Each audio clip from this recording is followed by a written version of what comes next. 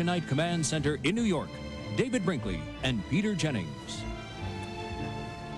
Well, here we go again, David. Here we go again. Nice to have you. We were trying to figure out a little earlier how many votes we've counted together in the last 8 years. Millions, millions, millions. I don't know how many.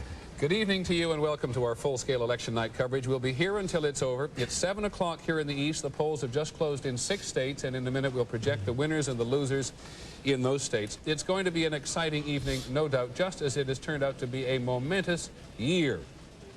Not for many years have so many people been engaged by the political process. All across the country today, there appears to have been a monumental turnout. It's exciting because as we watch the decay and even the chaos in other parts of the world, Americans are out making individual choices. And it's been a momentous campaign because an overwhelmingly popular president has ended up fighting a fight he never imagined for his political future.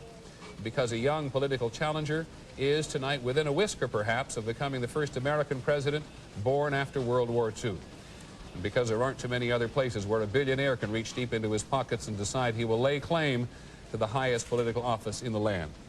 And there is so much more to report tonight. The entire House of Representatives is up for grabs, a third of the Senate, 12 governor's chairs, and enough fascinating propositions which voters have put on the ballot in enough places that we will be busy late into the night. Our job here is to tell you who's won and why, if we can.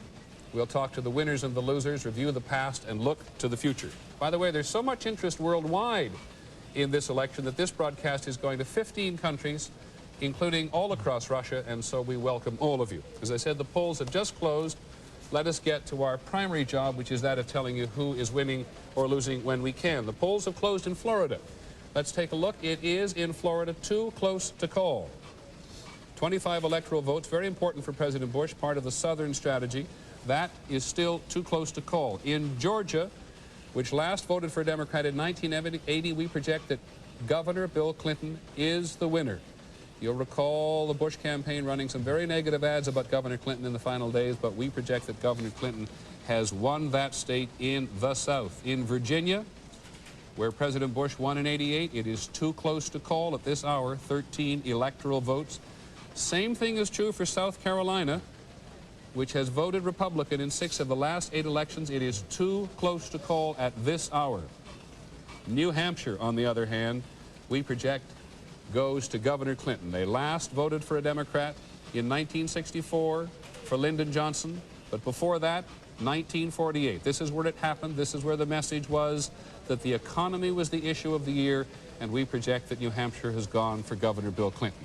In Vermont, we also project that the winner is going to be Bill Clinton, and since 1860, Vermont has voted Republican in every election but one, and we give that to Governor Clinton. Now, Indiana president, he has been too close to call for the last hour or so, Dan Quayle's home state, but we now project that at the presidential level, the 12 electoral votes there will go to President Bush. There's no question, if you'd looked at the polls before this evening, it was an uphill struggle for President Bush. Based on the polls, at least, that's an important win in Indiana for President Bush tonight. And in Kentucky, where the polls closed about an hour ago, we still project it is too close to call. So, David, there we are. We're off and running. We are off and running, and I'm now going to bring you up to date on some of the races for Congress, for the Senate specifically. Both parties were hopeful of improving their strength in the Senate so as to get through Congress whatever they wanted to get. Here's how it stands at the moment. We do not yet know who will gain and who will lose, but at the moment, beginning with Florida, where the polls are closed, as Peter just said, the incumbent Senator Bob Graham, we project, was re-elected. He is a freshman seeking his second term, immensely popular governor. He was opposed by Bill Grant, who couldn't raise enough money, drove around the state in a beat-up Jeep. It wasn't enough. Graham wins. In Georgia, the polls are closed. In the contest for the Senate, there's White Fowler and Paul Coverdale. It is now too close to call. We will stay on top of it and give you the news when we have it. In South Carolina, Senator Fritz Hollings, who's been in the Senate almost forever, spent his campaign attacking those people in Washington, of whom he has been one for 26 years. However, that has not yet worked either, so it is too close to call. In New Hampshire, Senator Warren Rudman retired, as you may recall, and he is now John Rao, the millionaire former businessman, is running to take his place. and Judd Gregg, the former governor, is running, and this also is too close to call. In Vermont, it is not too close to call. Patrick Leahy, seeking a fourth term in the Senate, has a fourth term, and that's that. Patrick Leahy, the Democrat, re-elected in Vermont. The governorship in New Hampshire, also too close to call, is Deborah Arneson and Stephen Merrill, too close to call. In Vermont, we do, however, have a winner. Howard Dean, the incumbent, is the winner. Howard Dean, the Democrat, elected in Vermont for governor. Peter? I was just thinking, listening there, having to talk about Vermont and other places, we'll get slowed down and tell an awful lot of stories this evening about all of these states and all of these races. Deborah Aronson, for example, who called for a rise in the state income tax, or sales tax rather, to take the relief off property tax, and still it's too close to call. Let us give you just a little tour of this place for a second. There's our big map up there with the electoral votes. It takes 270 electoral votes, as you know, and that's the way it counts as of now, with a lot too close to call. Governor Clinton has 20 electoral votes and President Bush has 12. One of the things that has impressed us all in this news division today, and I'm sure it's been true in every news division, is the perpetuation of voter interest, of voter engagement. Talking about voter turnout today, ABC's Jeff Greenfield, who's here with us in New York, you I know have been on the phone to scores of people all over the country tonight, and even you are stunned at some of the stories you're getting back. And not easily stunned. You're absolutely right. We actually decided to do something new and talk to real people. And the fact is, no matter where we're calling, literally from Alabama to Alaska, the story is the same. In Florida, in one district where a gentleman named Daniel Webster is trying to be elected to the House, we're told we don't have to get out the vote, the campaign workers are telling us. Elderly people are waiting in 88-degree heat for 3 hours. We're bringing ice water to them. In Alabama, we're told that they've never seen turnout this great from Alabama to the Florida line. In Alaska, the same story. In Georgia, people waiting 2 hours in the hot sun. Now, we'll find out in several hours whether this makes for real events, that is real history. But it is clear that what we're hearing is something we haven't heard in a very long time. And it's maybe the story of the evening. Yeah, in fact, Jeff, take a look. We've got a map here somewhere, or a graph at least, which shows what it looks like since 1960 on, because everybody's been talking about the lack of American engagement in the voter process. Right. What was the record year, 60? In 1960, roughly 61.5% of the voting age population turned out for a very close Kennedy-Nixon contest. That was a generational shift. The Eisenhower World War II generals yielding to the privates. It's been going down virtually without cessation, and if what we're hearing tonight is true, it may tick up substantially. Okay, Jeff, thanks. We'll be coming back to Jeff Greenfield many times in the course of this evening, and undoubtedly we will kick conventional wisdom in the head a few more times before this evening is over as well. In a moment, we'll come back and talk to ABC's Lynn Scherr, who analyzes and studies and passes on to the rest of us what the voters have been telling us in the exit polls. Stay with us. November 3rd, 1992. All across the nation, votes are being cast to select the 42nd President of the United States of America.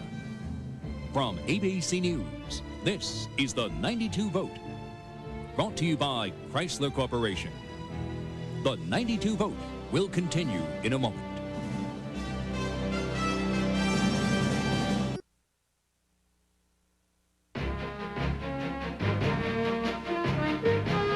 From ABC News, this is the 92 Vote. Once again, David Brinkley and Peter Jennings. Well, exit polls have been with us long enough now that I think everybody knows why we use them. We do not use them to tell you how people have voted, but how people have voted. And ABC's Lynn Scherr has been doing, what, your 8th year now, I think, on telling us why people voted and what they liked and what they didn't like? Well, I wasn't going to count, but thanks anyway. Yeah, you know, it's just fascinating. I think it's one of the most fascinating parts of the evening because we get the real nitty-gritty about exactly why they cast their votes. And I want to take the moment now to explain a little bit of why President Bush is having such a tough time in Florida, a state, Peter, you called as a toss-up state. This is a state he did extremely well in 1988. The reason is that he is not doing well with voter groups that he won handily back in 1988. Let's start with the Florida independents. President Bush is getting only 28% of the Florida independents. Now, when you look at this number, think about the fact that 4 years ago he got twice as much, 56% of the Florida independent voters. Just to show you what's going on, Bill Clinton is getting 38% of the Florida independents, and Ross Perot is coming in with 34%. That explains a lot about why Mr. Bush is having a tough time in Florida. Now, when we look at the national picture, the real issue, of course, tonight is the economy. We asked voters which were the most important issues. 43% of them said the economy. That is twice as high as those who said the next important issue, but that's the deficit, 22%. And after that, at 21%, is health care. Finally, in New Hampshire, a state that we have called for Mr. Clinton, that economic issue is cutting very strong. We asked voters the Reagan question: are you better off now than you were 4 years ago? Only 14% said they were better off.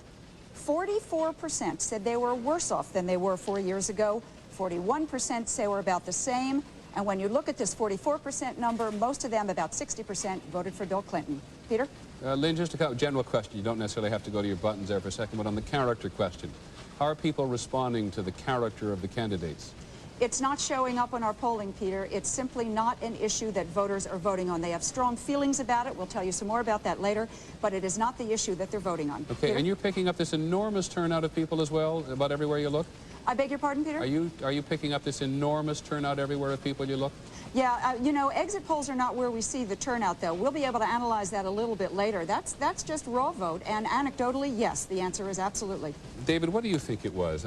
We were just talking a little while ago about the fact that I think we in the press missed the voter engagement. Do you think it was the debates that made the difference? I think the debates had a great deal to do with it, plus the fact that so many people are suffering because of the recession. They feel that politically something should be done to help them. If everyone were working, everyone had income, they wouldn't worry so much, wouldn't pay so much attention to the politics. They wouldn't care. Okay, look, because it's early in the evening, let's just keep you up to date, or get you and ourselves up to date with what it is we've called so far this evening. It's only 7:15 in the Eastern time zone. We've got a couple of maps we can give you a sense of what the picture looks like at the moment. Indiana, we have now projected, has been won by President Bush. That's Dan Quayle's home state, as you know, voted Republican in 7 of the last 8 elections, the state they really wanted. We project that Georgia has gone to Governor Clinton. That's 13 electoral votes there. This is Governor Clinton getting into that southern stronghold that the Republicans had 4 years ago. New Hampshire, we award to Governor Clinton. Vermont, we award to Governor Clinton. And there were a number of too close to call. Lynn Sherr was talking about Florida still too close to call, Virginia too close to call, South Carolina too close to call, and Kentucky too close to call. On the Senate side, you haven't seen any surprise? No, I haven't seen anything new yet. We have seen no surprises because many of them are, as you have heard, too close to call. We can't tell yet because of, as you have been saying, the turnout is so large. It's taking a long time to count them all. It is partly that, but it's also partly because I think, as we saw in the polls running up until the very end of the evening, in many of these elections, it was going to be too close to call. Right. Before. Can we go to Washington now and talk to ABC's Cokie Roberts, who's going to keep a handle on the House for us this evening? In Cokie, a novel way to say the least. The House of Representatives, 435 in total. We always seem to forget this, but all of them are up for election tonight. Now, in a normal election year, that is not really much of a problem. Of the incumbents in the House who choose to run again, a good 90% and more generally are reelected. But this could be a different kind of night. First, let's look at the way things stand. Right now, there are 166 seats held by Republicans in the House, 268 seats held by Democrats, 1 by Bernie Sanders, an independent from Vermont. And in fact, in the House of Representatives, there are no assigned seats. We've just assigned a little seat to him for tonight. And in theory, at least, every single one of these seats could be turned over. It could be a whole blank slate. Now, we know that that's not likely to be the case, but there will be a lot of new faces in the House of Representatives. We know of already close to 100 who won't be in the House again. They've either resigned, they've run for another office, they've been defeated in primaries, or there are 2 incumbents who are forced to run against each other because of redistricting. So we'll be looking for a lot of new faces in the House. The question is whether those faces are going to be a big Republican pickup, as there might have been, we thought earlier, or whether the Democrats hold their own, which might be the case. Well, now, Cook, you've been blithely going on about the political importance of what's been happening up there, and I'm sure voters at home have been wondering where you are. And we're saying, Mr. Director, are we allowed to tell people? Shouldn't we insist on telling people? Cokie, could you turn around and do that for us once more? Well, all right. Here you see chairs before me. Whoops. And here's where I am. It is a little magic, a little TV magic, but this is it. This looks like the House of Representatives, and in fact, this is a picture of the House of Representatives. It's even got the right rug on the floor. It is indeed. It is a picture of the House of Representatives, in case you've not voted there, and we were able to recreate it technologically for people to give them a sense of time and place. Koki, let me ask you about women and minorities. What are we looking for in the House tonight, do you think? I think we will see large pickups of both. We certainly know for a fact that there will be large pickup of minorities because the Voting Rights Act was amended to require states to draw districts for minorities, and there's some very odd districts that have been drawn to do that. We could see a couple of them if we'd like to. We have in Florida a district that is very peculiarly shaped, that was created for a minority member, a black member. And in Chicago, a district that's come to be called the earmuff district because it has sections. Here's the Florida district, and there's Chicago. You see the earmuffs for picking up Hispanics in various sections of the city of Chicago. So we know that we will have, because of the Voting Rights Act, large numbers more of minorities. And we expect to have a lot more women because a full 108 women are running, have the nominations of the major parties.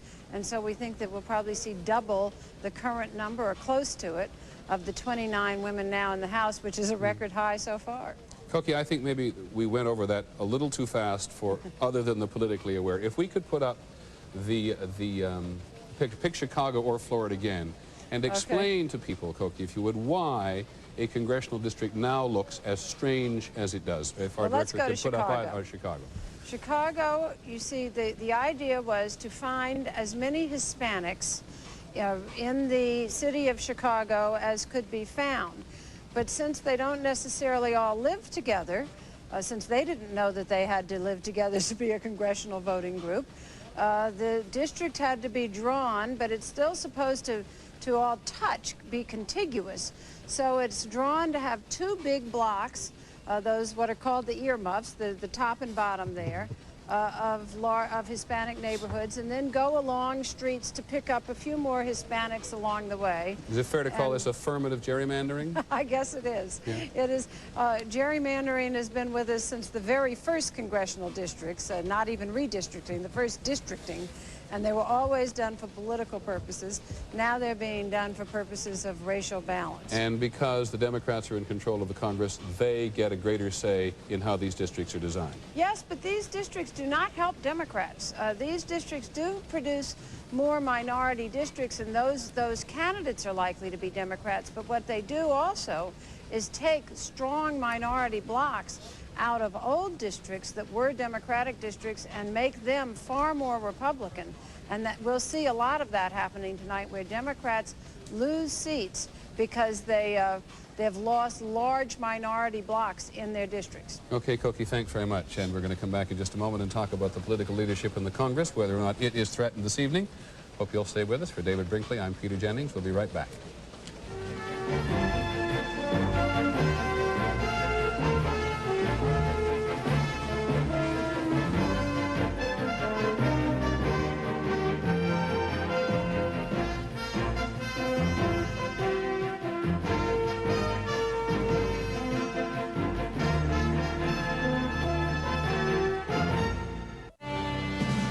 From ABC News, this is continuing coverage of the 92 vote.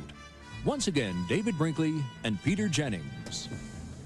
Welcome back to our election coverage. Just an advisory to some of you in the stations. We're going to cut away every half hour like that. Some stations will want to fill you in on very important local races, and so we'll oblige that to happen, or we'll accommodate that every half hour. And if you want to stay with us for the national results, we'll continue right through the half hour. But here's the map. This is what we're looking at. This is the important map we will fill in tonight.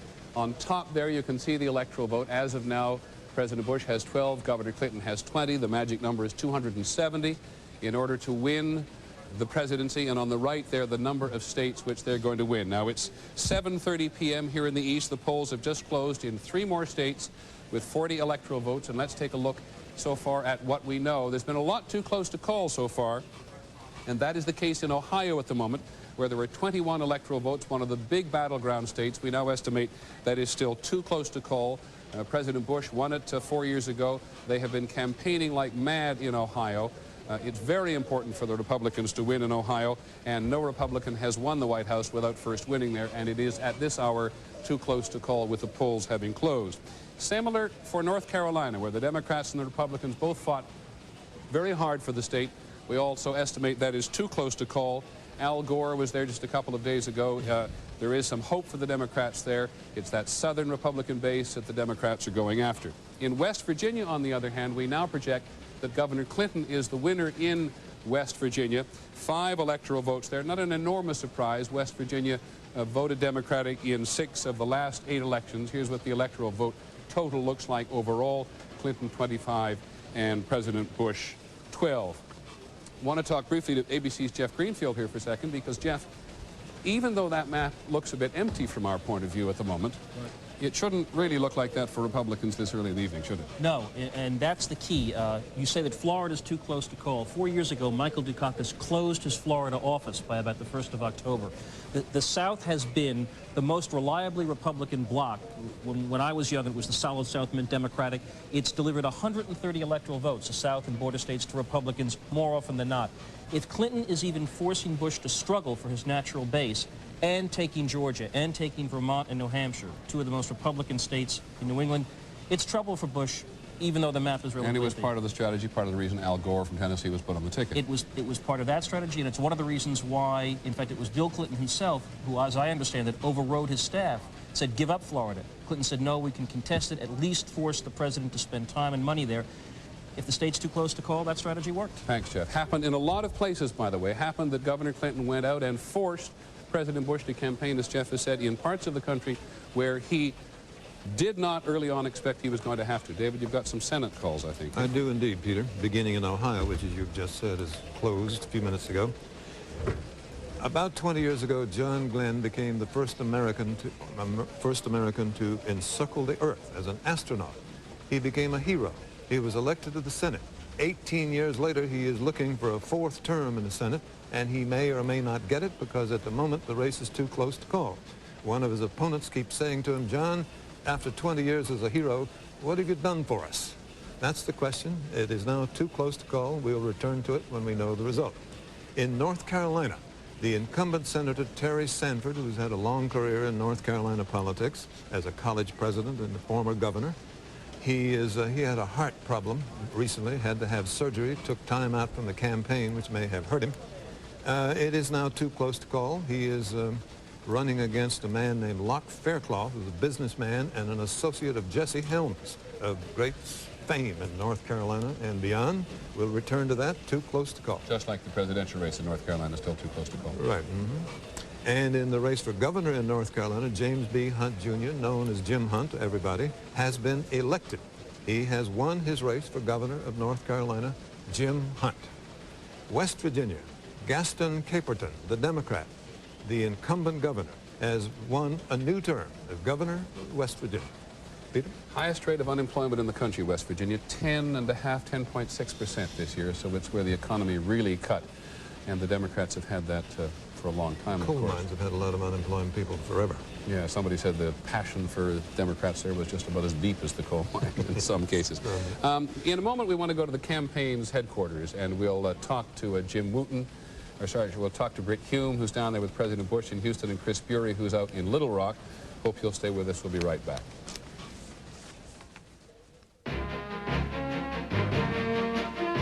From our Election Night Command Center in New York, ABC News coverage of the 92 vote will continue in a moment.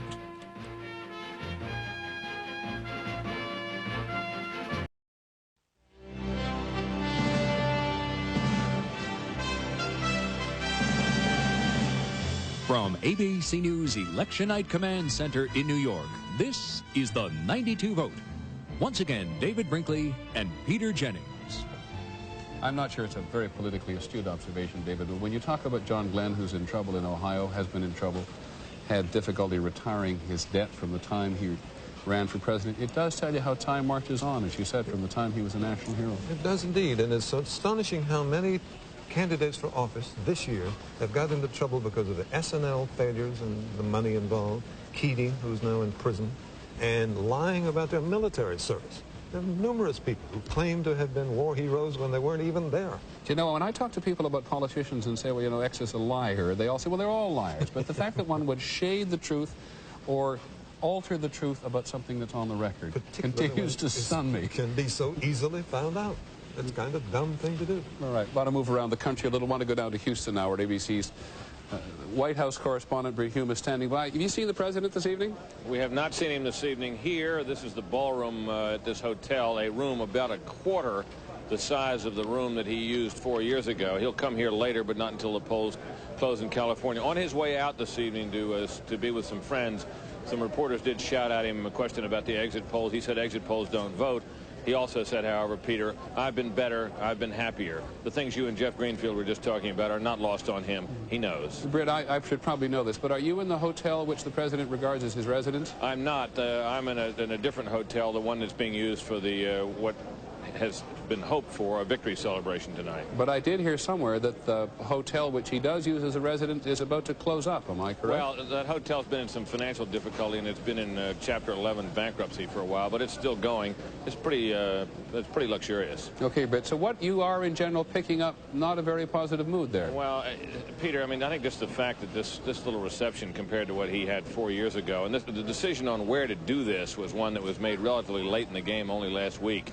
So somebody knew what was going on. It's just a little tiny affair here compared to what we saw in '88. Okay, Britt, we'll come back to a number of times throughout the evening. Want to move over to Little Rock now, where ABC's Chris Bury is standing by outside the old State House.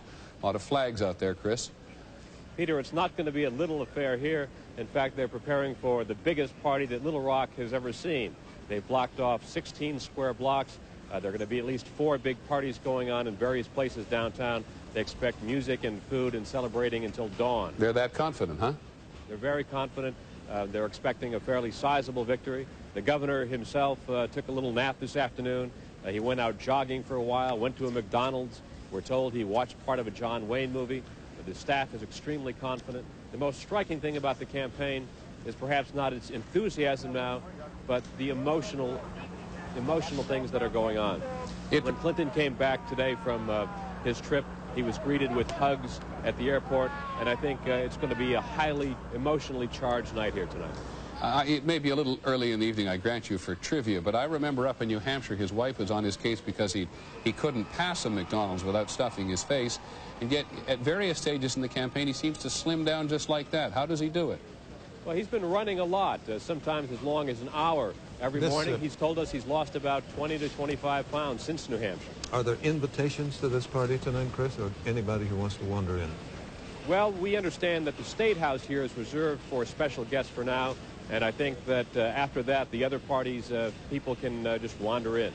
Okay, Chris, thanks very much. We'll come back to you throughout the evening. Don't want to make too much of this, but there is no declaration of victory. It's still too close to call in a lot of states.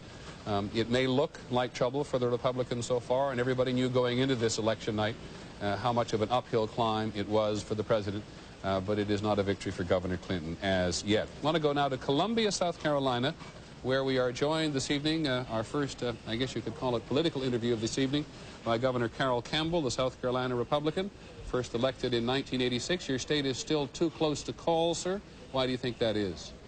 Oh, I just believe it'll come in. I think the Republicans will win South Carolina probably by 6 or 8 points before it's over with. Just a matter of when the exit polls, sometimes they're a little off. We are told that you've built a formidable Republican organization in that state. Is that true? You're willing to take full credit for that? Absolutely not. The president himself would carry South Carolina. Can we have a look at the board which shows the popular vote in South Carolina at the moment? I think we can. It shows at the moment on the popular vote with how many precincts? 8% of the precincts reporting, Governor, that President Bush is up by about 20 points. There have been some reports that there have been some difficulties in the Republican Party in South Carolina with tension between the sort of centrist wing and the religious right. Can you explain that to us? Well, I don't think there's that much tension. As a matter of fact, all of the factions of the party have been mobilized behind President Bush. And I haven't seen any fragmentation at all here. Can you give us some sense of how you think it'll look for the Republican Party throughout the South before the night is over? I think we'll win Florida. I think we'll win Texas. I think we can win North Carolina. We didn't expect to win Georgia, and of course Tennessee was very iffy all the time. And I believe we'll win Virginia. I believe we'll win Mississippi. And Alabama is still something that we can win.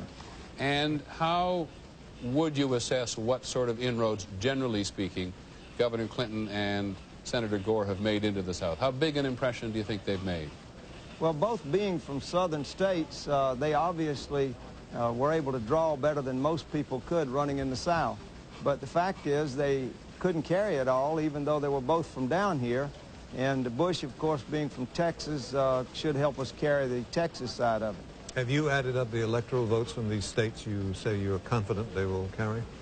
Well, I've looked at them, but I'm not projecting electoral vote at all. I'm just having to wait until the real vote comes in and see where we are. I know that it's going to be a close election, and I know that we have to win some states that are too close to call right now, but I can tell you back in 1978, one of the networks projected I'd lost a race for Congress, and they came back on later and projected I'd won. So I'm not one that shuts down the shop this early. I hope it wasn't this network, was it, Governor? No, it wasn't. Thank you very much. Thank you. Thank you for joining us. Appreciate you taking the time. Governor mentioned that Governor Clinton, in fact, has won Georgia, so let's move over to Georgia now and talk to Senator Sam Nunn, who has joined us from Atlanta this evening. What do you think of the result of the state so far? Are you surprised at all? Did you think it would go this well from the beginning? I'm like Governor Campbell in the sense that I'm not going to project until the votes are actually in, but I think we're going to win Georgia. I think there's a lot of enthusiasm here. The Democrats have had the enthusiasm, the Republicans have not. So I feel real good about Georgia and the South and the whole election.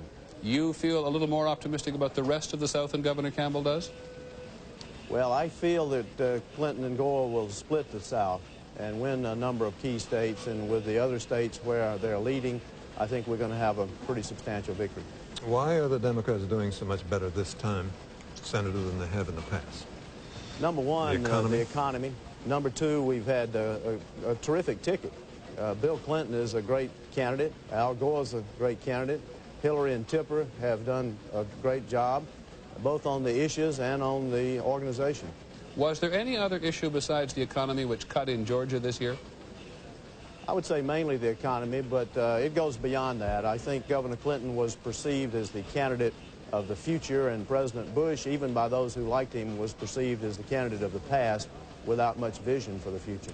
Senator Nunn, thank you very much. I should point out to people that you are not running for re-election this year.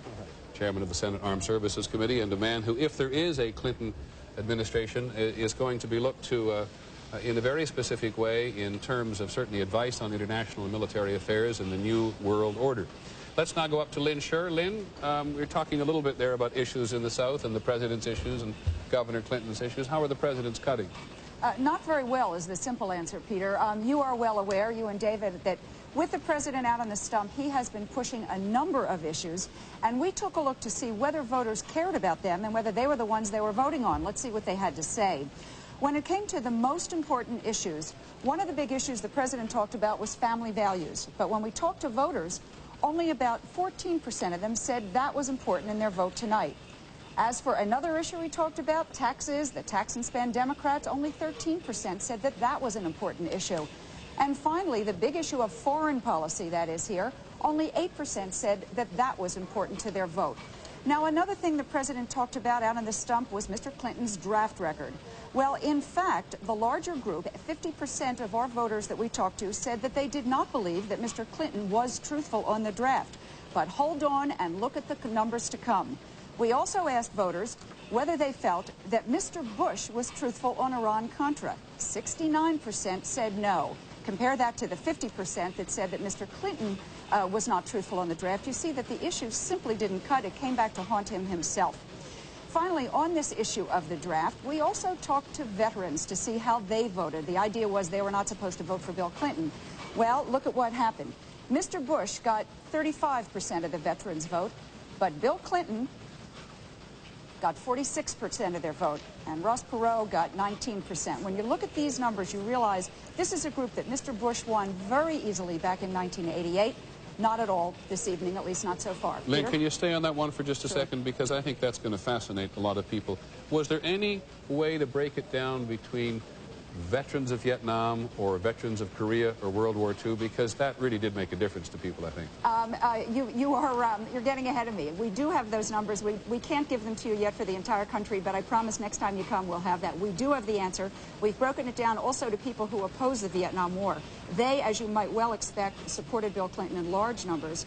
But veterans on the whole across the board are supporting Bill Clinton. Looking at that 19%, though, for Ross Perot in terms of the veterans is a little bit surprising, David, because he made such an appeal to the military.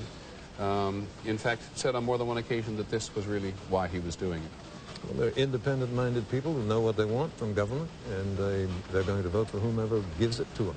I would like to make a brief prediction here. You had Senator Nunn of Georgia here a minute ago, highly regarded in the Senate and in Washington in general.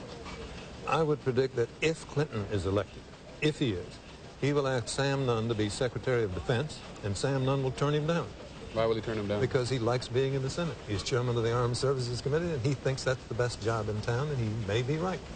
Yes, in the new world order, the Secretary of Defense is a much more challenging job, a job certainly which will be defined much more differently. Maybe so.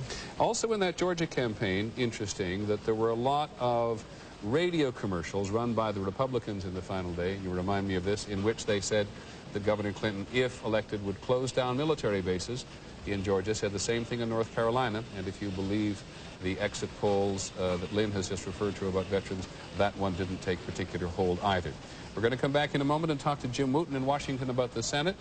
We'll be back right after this. Yeah, you've got a little time. You've got a little time.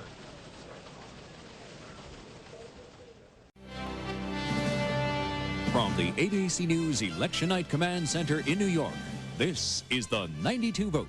Once again, David Brinkley and Peter Jennings. In that long run of results, which we did at, what, 8 o'clock Eastern time when so many polls closed, right? One slight correction, or at least clarification. In Maine, though we project that Governor Clinton is the winner in Maine, he doesn't get all 4 electoral votes. He gets 3 of the 4. Maine and Nebraska are the only 2 states in the country where it is not winner take all. So he doesn't get all 4 electoral votes in Maine. In Maine, that's important. And the same will be true for whomever wins on what basis in Nebraska. Several other states are talking about doing it. Talking about doing it. I'm going to ask Hal Bruno. Hal Bruno's our political director here. Would you stand up for a second? Well, why the proportional representation on that electoral vote thing to start with? Get out of your way here Maine and Nebraska are individualists. They just decided to do it that way. The purpose of the Electoral College was to make sure that there would be a decisive winner. So if you start amending it so you're going to award electoral votes on a proportionate basis, you'll defeat the purpose of the Electoral College. Now, what you do for us all the time is you don't just sit there and watch the polls. You talk, I think more than anybody in this organization, you talk to the politicians all over the country. Give us a sense at this point in the evening of what you think we're seeing, and how close does it come to what they've been talking about? It comes very close to what they've been talking about, Peter. And what you're seeing is when you look at that map and you see that rust belt that starts in New Jersey, goes all across the Middle Atlantic and Midwestern Great Lakes states down into Missouri. It was always felt that that was going to be the decisive battleground. And what you're seeing thus far tonight is in those crucial states like New Jersey, Pennsylvania, Michigan, so far, Bill Clinton is the winner. One of the impressions that I got I don't know if this is true for you, Dave, but one of the impressions I got in the last couple of days of the campaign, maybe the last week when the president was really charging hard, that these states to which you're currently referring were really going to be even tighter than they've turned out to be this evening. Yeah, the expectation was that they were going to be much tighter than they've turned out to be this evening. The other thing you're seeing so far is states like, say, Massachusetts and Illinois, which have a sizable number of electoral votes, which were never competitive in this election. From the start of the fall campaign onward, the Bush campaign realized it didn't have much of a chance to win those states. So they've had to give up all over the country, I'd say, maybe 100, 110 electoral votes that were never within their reach. And is this, as I said, coming pretty close to what you thought you were seeing on election eve? It comes pretty close, yeah. It's following the pattern that everybody who's been involved in the campaign was expecting. Okay, no surprises you've seen so far this evening? No surprises Carol Moseley so Braun far. in Illinois, you're an old Chicago hand. You thought she'd win that? Well, she had gotten to the point where, at the point she got in trouble, she already had such a lead that it wasn't possible for her opponent to overcome it. If she hadn't had such a big lead and then had trouble that she got that resulted in her campaign she might have lost the election, but she was okay. Okay, great, Hal. We'll come back to you shortly. David, we want to talk now very briefly to Ron Brown, who's the chairman of the Democratic National Party. I don't know where you are, Mr. Brown. You want to tell us? I'm in Washington, D.C., Peter. And you're at the DNC headquarters tonight, are you? No, I'm at the Shoreham Hotel, where we're having planning a big victory celebration tonight. Okay. You've been listening to Hal Bruno, our political director, talk about the Rust Belt there. What do you think has made the difference for the campaign? I think America's ready for change. The status quo just isn't good enough anymore. Most Americans have felt that George Bush just hasn't spoken to the needs and aspirations and goals of everyday working men and women and working families who are struggling to make ends meet. And they couldn't just see 4 more years of the same. They wanted a new direction and new leadership, and Bill Clinton and Al Gore represent that new leadership.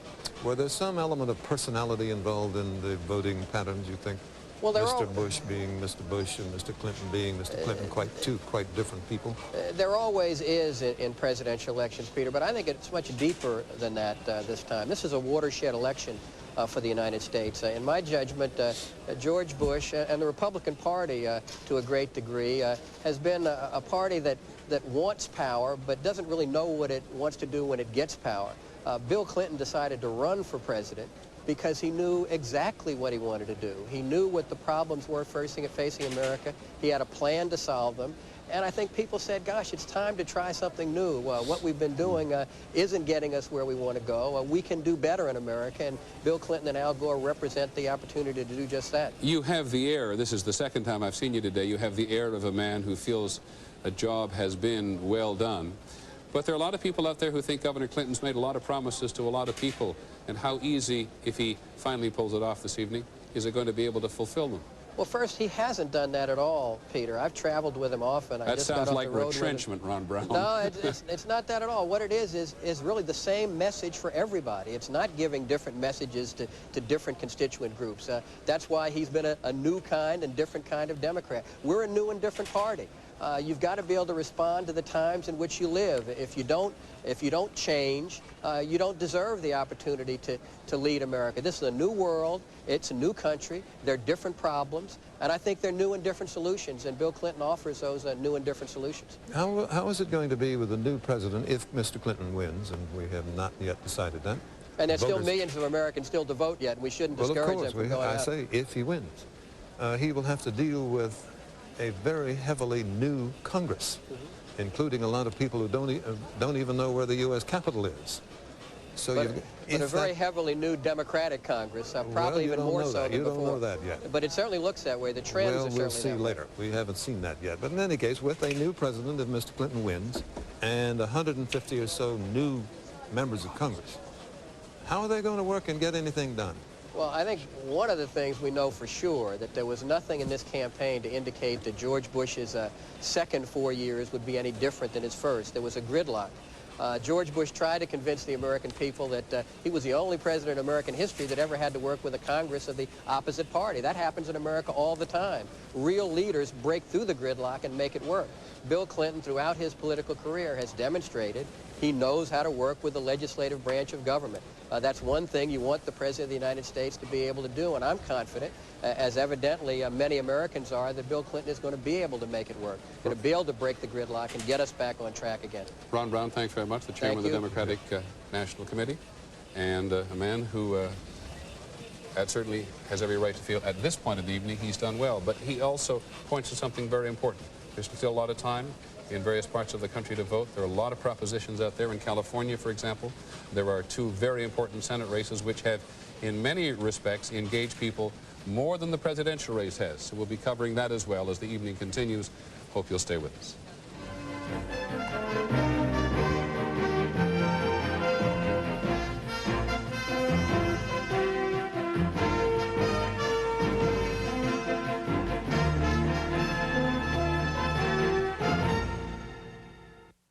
This is the 92 Vote, ABC News continuing coverage of Election Night 92. Once again, David Brinkley and Peter Jennings. Well, it's 5:30 Pacific time, 7:30 Central time, 8:30 Eastern time. David, things moving very quickly here. They are. You got, I thought you had something to give us. I thought you were going to say something. No. Yes, indeed. We have a couple of more projections to make here now that the polls have now closed in the state of Arkansas. Governor Clinton has won. in Arkansas with its 6 electoral votes. The last time a presidential candidate did not carry his home state was 72 when George McGovern failed to carry South Dakota, but Arkansas last voted for a Democrat in 1976, Jimmy Carter. We also now project that in South Carolina, which has been too close to call for some time, that President Bush is the winner there. South Carolina voted Republican 6 of the last 8 elections, so the president is holding that particular part of the South.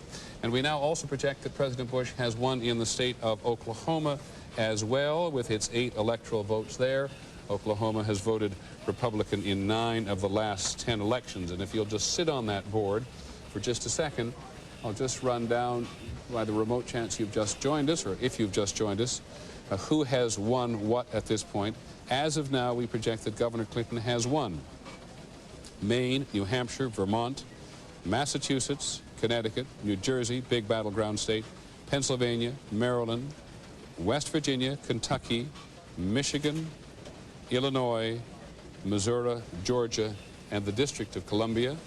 For 164 electoral votes, President Bush, we now project, has won in Indiana, Dan Quayle's home state, and in Oklahoma, and add to that South Carolina. David.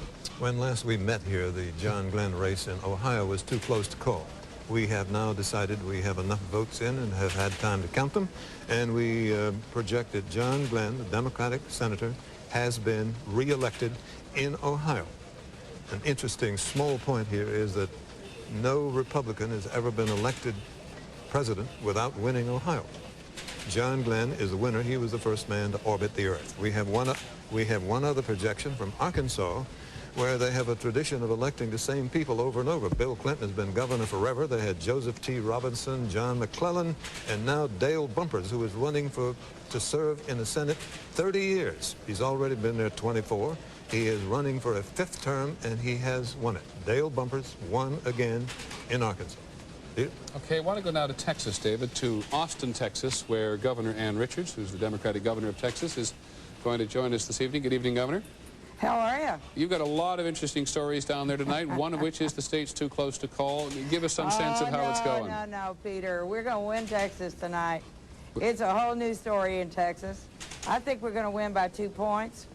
And the amount of money that was put in here by Bush, that was all negative campaigning on the television. And the fact that we're going to win this state shows that this state is not only willing to move to the Democratic column, but we are ready for a change in Washington, D.C. Okay, Governor, that is yet to be seen. Let's take a look at the popular vote in your state. Perhaps you'd like to look at the television screen with us. Okay. With 4%, what is it, 4% of the precincts reporting President Bush and Governor Clinton have 41% each. Ross Perot has 18%. Did you think Ross Perot might do better than he's done, at least so far? No, I didn't, Peter. But I think he will do better than that 18%. I think he may run as high as 20 or 22. Perot had a great deal of appeal to Texans because he is a Texan. And I think that we can thank Ross for seriously injecting issues into this campaign and focusing the people's attention on those issues. And I was real proud of him for that. Governor, President Bush has said in private, I don't think he's ever said it in public, but it's nothing secret, said if he lost the election, he would divide his time 50% in Maine and 50% in Texas. How would you feel about having him there? Would he be welcome? Would you be nice to him? We would love to have George and Barbara Bush in Texas. They got a son here who has a baseball team here. We are always recruiting people to come and spend their money in Texas to improve the economy. Okay. Governor, what do you think the future is of Ross Perot? You've been particularly polite about him throughout this campaign. You're not usually polite about other politicians or journalists. Well, sometimes I am. I like Ross, I know him, and I think he was very serious about wanting to do something for the country. I just think that it's extremely difficult for a third-party candidate to be able to be elected president. It just takes too much organization, too much effort, and too much money, and you just can't do it on the television. And just I tell you what I think you're seeing tonight across the country, if I may. What? I think you're seeing a real reflection, David, for the first time, of a realization on the part of the people that there's a new Democratic Party. They're not dealing with that same old Democratic Party. They're dealing with new leadership, leadership that is aggressive and keeps its eye on the dollar, and at the same time is willing to assume the difficult positions necessary to lead the country. Is the old Democratic Party of tax and spend gone? I don't think you're going to see it anymore. You'll hear from it from the Republicans, but that's it. I have one last question for you, Governor. You've had this extended period in Texas where people had an opportunity to vote over several days. Do you think it has really worked, and is it something you'd recommend for the rest of the country? We were convinced that if you took the voting opportunity to the voter instead of making them try to come and find you, then you were going to have an opportunity for a high voter turnout. We're going to break all records in the state of Texas. We may vote as high as 80% of the people in my county here in the capital city. It is something every state should do. We should go out and seek the voter and not make the voter try to figure out how to find us. In the long run, democracy depends on our participation. Governor Richards, thank you very much. In Austin, Texas tonight. Ann Richards, the Democratic governor of Texas. Our popular vote boards here in our studio in New York are now accurate, and with 8% of the precincts nationwide having reported in, President Bush has 43% of the vote, Governor Clinton has 42% of the vote, Ross Perot has 15% of the vote, and so you have a case which was not altogether unanticipated, where President Bush leads in the popular vote as of now, but Governor Clinton leads in the electoral vote. We'll be back in just a minute.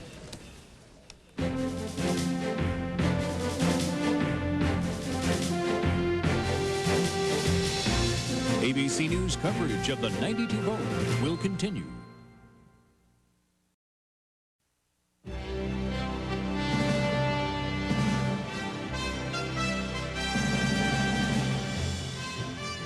From ABC News, this is the 92 vote. Once again, David Brinkley and Peter Jennings. You're seeing a crowd in Little Rock, Arkansas tonight. We've already projected that Governor Clinton is going to win his home state, and we now project that he's going to win Tennessee, which is his vice presidential running mate's home state. ABC's Chris Bury told us a little while ago, who's there at the back of the State House, if we can take a look at it again, that there was an enthusiastic crowd building throughout the day at the State House there. That's the projection in Tennessee, and there is the crowd gathering in Little Rock, the first shot we've had of real people in some time, and we'll be going back there a number of times throughout the evening. But we want to go up now to Illinois, where ABC's Bob Jameson is standing by at the headquarters of Carol Moseley Brown, who we have projected is going to win the Senate race in Illinois. She's the Democratic candidate. Bob, go ahead. Peter, we have the vanguard of what's going to be a noisy celebration here this evening, but it's not going to be the kind of emotional night that there was on primary night in March, when Carol Moseley Braun scored her stunning victory over Democratic incumbent Senator Alan J. Dixon. Too much has happened in the intervening months. While history will indeed be made here this evening, her victory tonight, if indeed it is as projected, will be the result of traditional politics. During the primary campaign, she got the support of white Republican women because she was a heroine, a symbol of the anger over the confirmation hearings of Clarence Thomas and the charges of sexual harassment by Anita Hill. But a lot of that has disappeared during the last several weeks, as her Republican challenger, Rich Williamson, has made a great deal over charges that she is just another Democratic politician in the state of Illinois, her mishandling of her mother's inheritance, Medicaid payments, and other ethics charges. And so her victory tonight will be the result of a straight ticket vote by Democrats throughout the state. Bob, do I recall that Rich, I apologize if I've got this wrong, though, that Rich Williamson was something of a sacrificial lamb because he was running against Senator Dixon, who was seen to be unassailable at one point, right? That is indeed correct. That is indeed correct. And in fact, Carol Moseley Braun just several weeks ago seemed to have an unassailable lead of 38 points in the public opinion polls. But Rich Williamson's negative ads and attacks on Carol Moseley Braun have had a devastating effect, and so that she just plummeted precipitously in the polls during the last several weeks. Okay, Bob, thanks very much. Please let us know when she shows up. ABC's Bob Jameson at Carol Moseley Braun's headquarters in Chicago in Illinois, which brings us again for the umpteenth time to this question of the year of the woman. The umpteenth year of the woman, some people would argue. Lynn, sure, how have women done tonight so far? Well, Peter, as you mentioned, Carol Moseley Braun is the one we know. You mentioned earlier that, or David mentioned that Bob Dole, Senator Bob Dole, had won his election. Gloria Odell, of course, losing in Kansas. But with Carol Moseley Braun, I wanted to tell you what we've seen from the exit poll, this issue about this $28,000 check of her mother's that she may have mishandled. Half of our voters in Illinois said that they doubted Carol Moseley Braun's honesty. But a third of them voted for her anyway, so she really was strong enough to overcome all of those kinds of things. Now let's see what some other voters had to say, which tells us also what other women are going to face. In the Illinois Senate race, women voted for Carol Moseley Braun in big numbers, 59% of them. Only 41% of the, 41% of the women voted for Rich Williamson. Now keep the 59% in your mind, and let's look at the next graphic. In the Illinois Senate race, how did men vote? 51% of them voted for Carol Moseley Braun, 49% for Williamson. She won both groups. She got 51% of the men, but you'll recall she got 59% of the women. That's called a gender gap. 8 more percentage points of women voted for her. What that means is for the first time on a national scale, we are seeing women voting for women in large numbers. Okay, let's go to another race, and that is in Michigan, which you have called for Mr. Clinton. We asked Michigan voters whether the debates were important. Of those who said the debates were important, 25% of them voted for George Bush, but 45% voted for Bill Clinton. Now watch this. 30% voted for Ross Perot. You may recall he made a big pitch for the Michigan voters during that debate. This is quite astounding, George Bush coming in third among those who said that debates were important. One more issue we want to take a look at, not an issue of voting group, and that's in New Jersey, which you've called for Bill Clinton. The so-called Bush Democrats from 1988. This year, George Bush only got 31% of those Democrats who voted for him back in 1988. Bill Clinton, on the other hand, got 57% of them. That means these Democrats are coming home to the Democratic Party. As for Ross Perot, he just got about 13% of the Bush Democrats in New Jersey. So once again, we're seeing that George Bush is just not holding on. Now, incidentally, you may be wondering where all these numbers are coming from. Right out of the table, right? My little columns are growing out of the table. Pushing them up. But the numbers, I want to tell you about the numbers in the data, and part of the answer is Chilton Research Services. They're also part of our own company. We have a live shot now of Chilton. These are the folks out in Radnor, Pennsylvania, a suburb of Philadelphia, and they're tabulating all the data from the exit polls. Chilton interviewers are talking to some 60,000 voters around the country today, and the information that they get goes back to headquarters. It gets relayed to our computers, and then we turn them into the graphics that you see growing out of my desk. Lynn, and of course, there'll be lots more, Peter. Lynn, I know you haven't got a graphic for this at the moment, but I know that you're very interested in it. Overall in the country, Governor Clinton was deemed to have the gender gap in his favor. Is that what you're seeing? Well, I'll tell you where we're seeing it very strongly, and that's with working women. They represent about a quarter of the electorate tonight in Illinois, Peter, just in one state. And I'm sure this will be reflected nationwide. And what we're seeing is that Governor Clinton is getting almost 60% of their votes. That is a huge number. We're also seeing it, I believe, with working mothers who are, and single mothers who are the lowest end of the economic scale. So the answer is yes, to that extent they are turning out. Okay, thanks very much. By the way, one more thing about Carol Moseley Braun. She is, as of now, the only African-American in the United States Senate. Let's go to Capitol Hill and talk to Cokie Roberts a little more, Cokie, if we may, about women this year and how women you think are doing, if you can take a look at it overall this evening. Well, we don't have women's numbers yet, Peter, because we have so many women running all over the country, and we don't yet know because so many of them are running in the West, where, of course, the polls are not yet closed. But we do have a sense of African Americans. As you say, Carol Braun will be the first female African American in the Senate. Now, in taking a look at the House, as we've said, there are 166 Republicans now, 268 Democrats, and that one independent, by the way, Bernie Sanders from Vermont, has been reelected tonight, so he'll still be there in his little white chair. But right now, out of those numbers, one of those Republicans is black and 25 of those Democrats. But tonight, there are 38 Democratic candidates who are African Americans. They are all in totally safe Democratic districts, so we project that none of them will lose.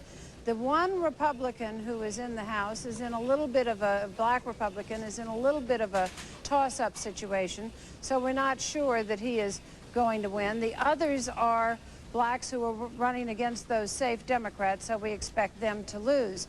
So it is likely that then at the end of this Congress, this election, that there will be 38 or 39 blacks in the House, and some very interesting ones. I just want to mention one. Carrie Meek from Florida, the child of sharecroppers, the grandchild of slaves, 66 years old, a freshman coming to the House of Representatives, a school teacher. She'll be bringing a very different perspective to this institution. Only in America. Thanks very much, Cokie. Let's go over to the Russell Office Building, to the rotunda over there, where Jim Wooten, who covers the Senate for us tonight. Cokie said Carol Moseley Brown, only African-American woman in the Senate, only African-American, right? No, there has, at present, yes, Peter, she would be the only African-American in the Senate.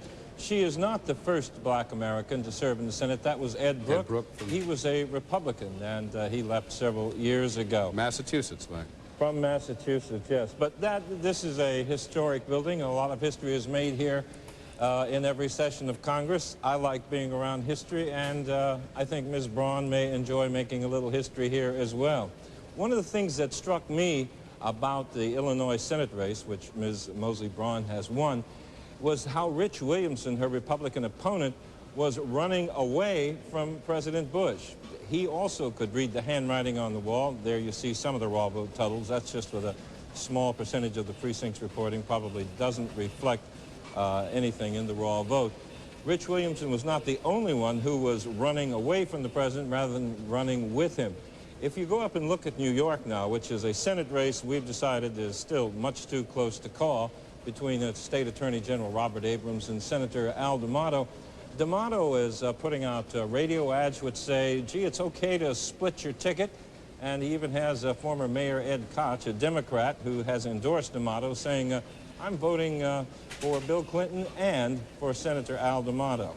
The same is probably true in Pennsylvania, which is another race where you have a woman candidate, and also a race where it's too close to call. Senator Arlen Specter, who's looking for a third term there as a Republican, has made it clear as often as possible that he is proud of the fact that he has voted to override several George Bush vetoes and that he operates independent of the White House in all that he does. It's that kind of year. The survivors, or those who hope to survive and are smart enough to survive, have tried to stay away from President Bush rather than try to ride his non-existent coattails in those states. Jim, with the election, or with our projection, I should say, of Ms. Braun, the Democrats move one. They're trying to make themselves filibuster-proof up there tonight. What'll that take? Well, as a matter of fact, Peter, we've called 13 races now, three Republicans and 10 Democrats, and there have been no switches and no surprises at all. That seat belonged to Alan Dixon, Ms. Braun's seat that she has just won. She defeated him in the primary. So there have been no switches at all. It's 57-43 as of the moment. There are about 14 seats where the races are still in question. Peter? Okay, Jim, thanks very much. We'll be back to that. But it is what they're trying to do is get to 60. So they can cut off filibuster. So they can cut off... That'd be a very small benefit. Very small benefit. It doesn't happen that much. You got... They can't stop a filibuster now, but there hasn't been one of any consequence except for Al D'Amato, who filibustered to save some jobs in a plant that wanted to move out of New York State, and he succeeded, I gather. Okay, thank you very much. We're going to cut away now again for another opportunity to talk to our local stations around the country, those who want to bring you up to date on local events. If not, you can stay with us, and we'll continue with the national results, but if not, we'll be back in about 10 minutes.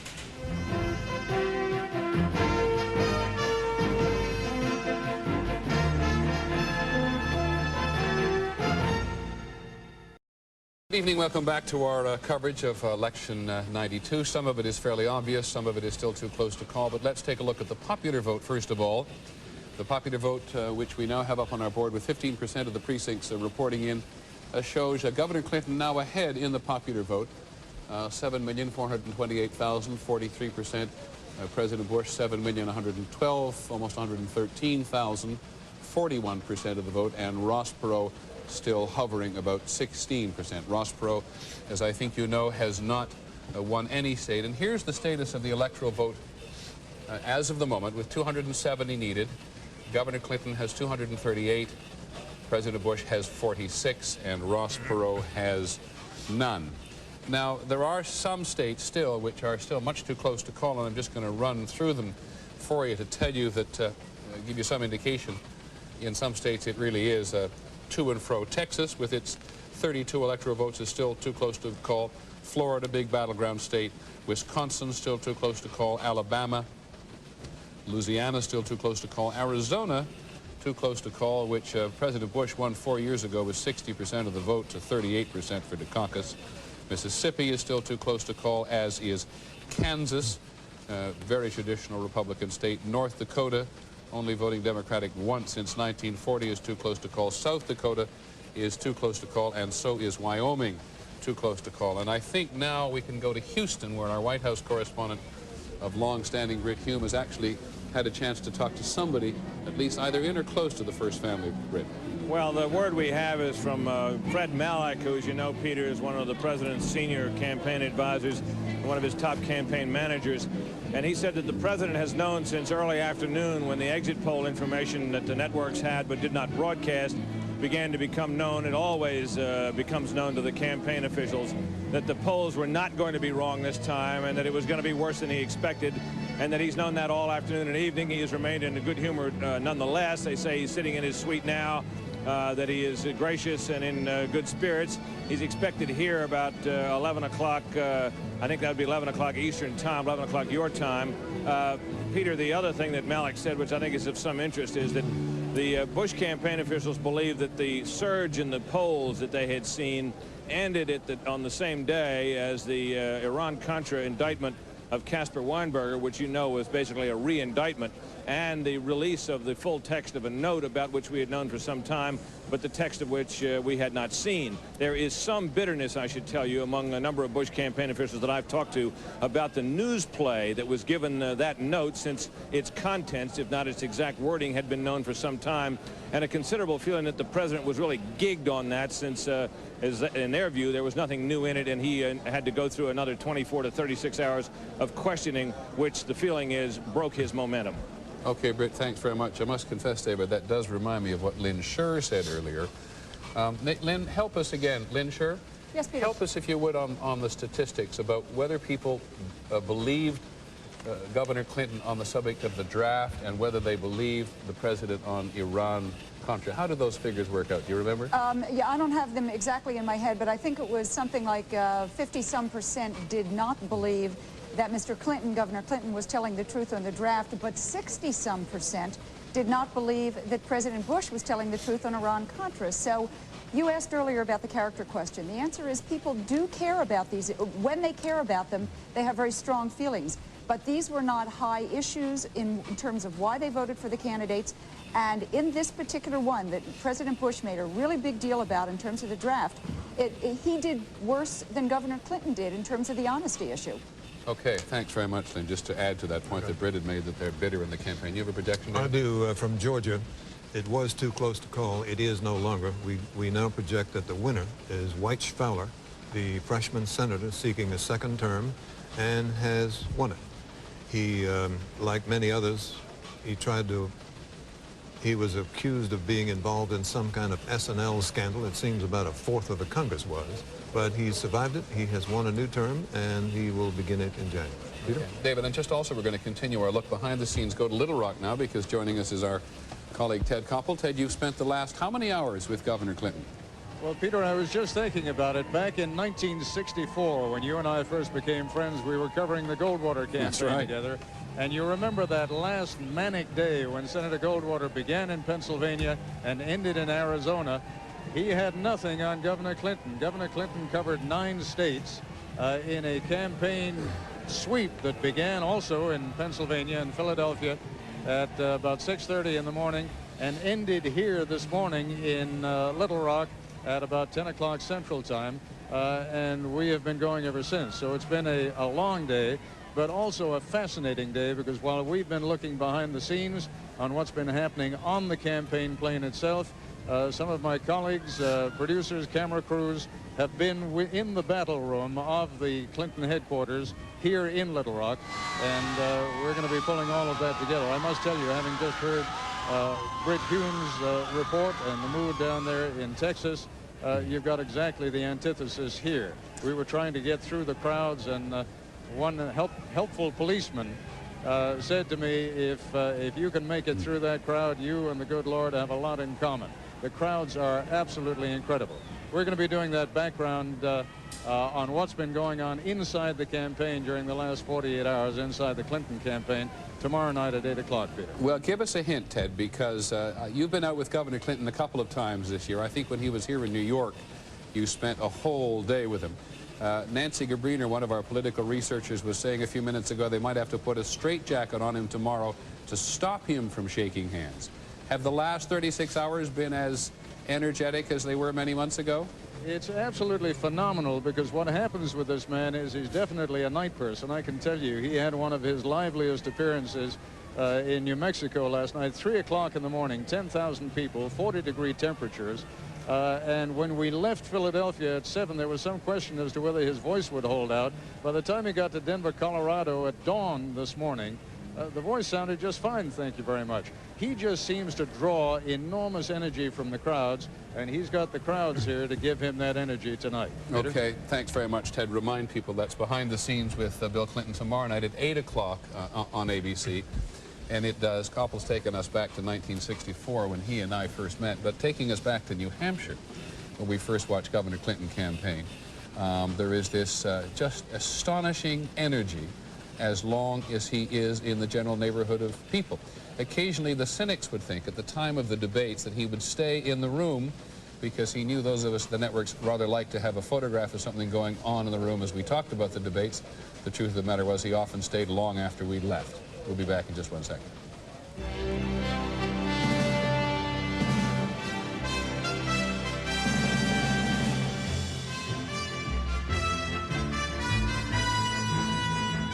From our Election Night Command Center in New York, ABC News coverage of the 92 vote will continue in a moment.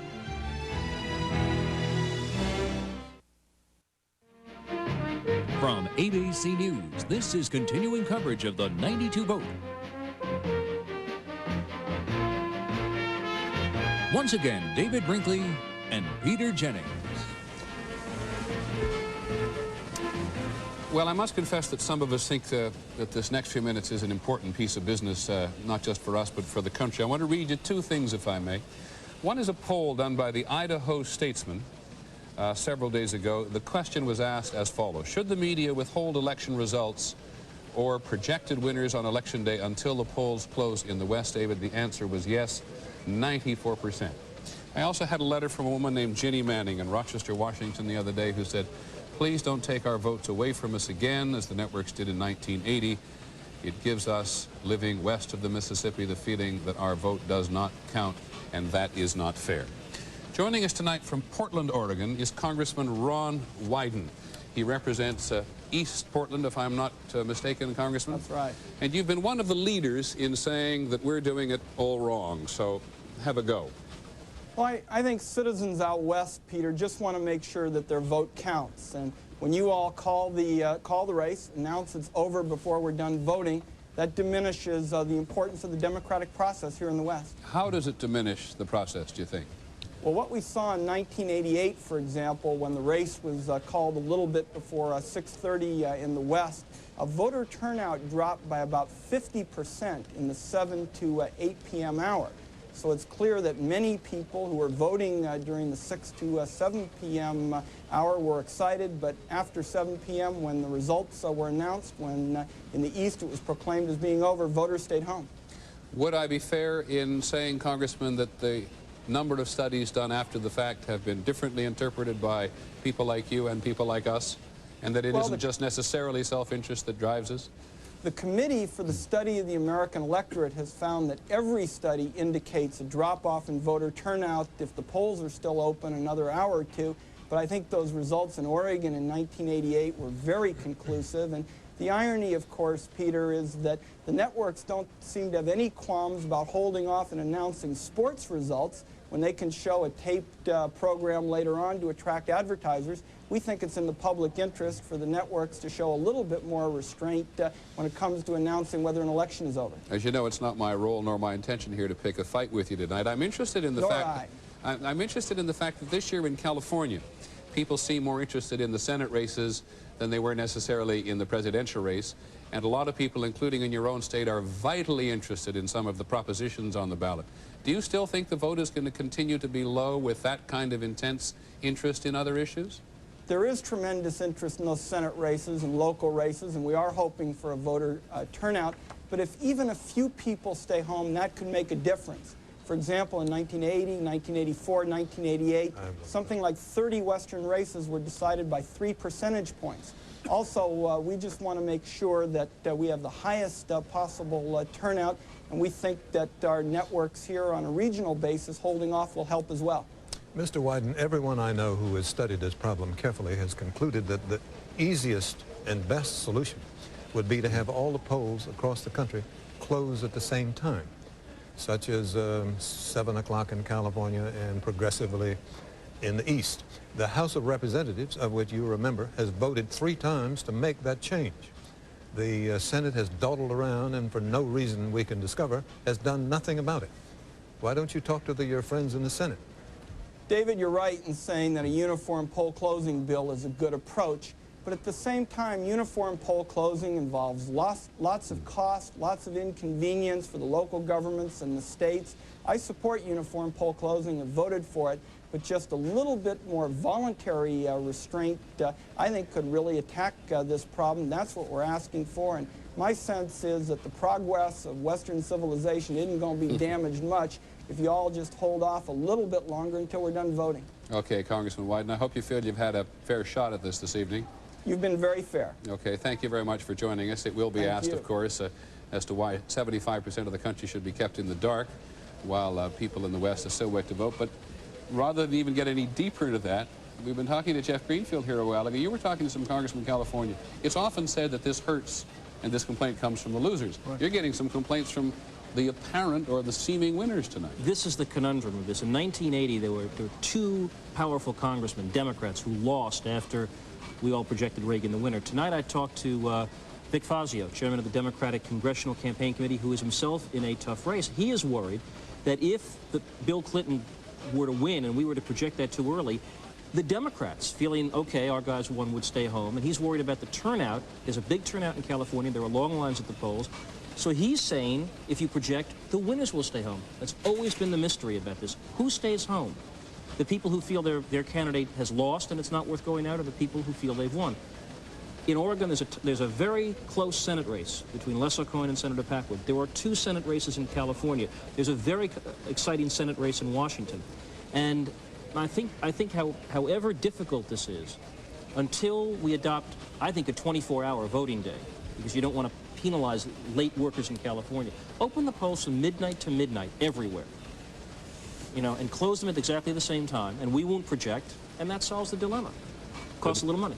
The debate will certainly continue. Thanks, Jeff, and again, our thanks to Congressman Wyden for making that pitch on behalf of a lot of people who've written us and who expressed themselves in various polls to various newspapers, which I suppose leads us not illogically to the question of term limitations. So let's ask Cokie Roberts again from Washington. Cokie, you in the Washington, oh, there you are again. You wrote in the Washington Post the other day a very passionate defense of not having term limitations.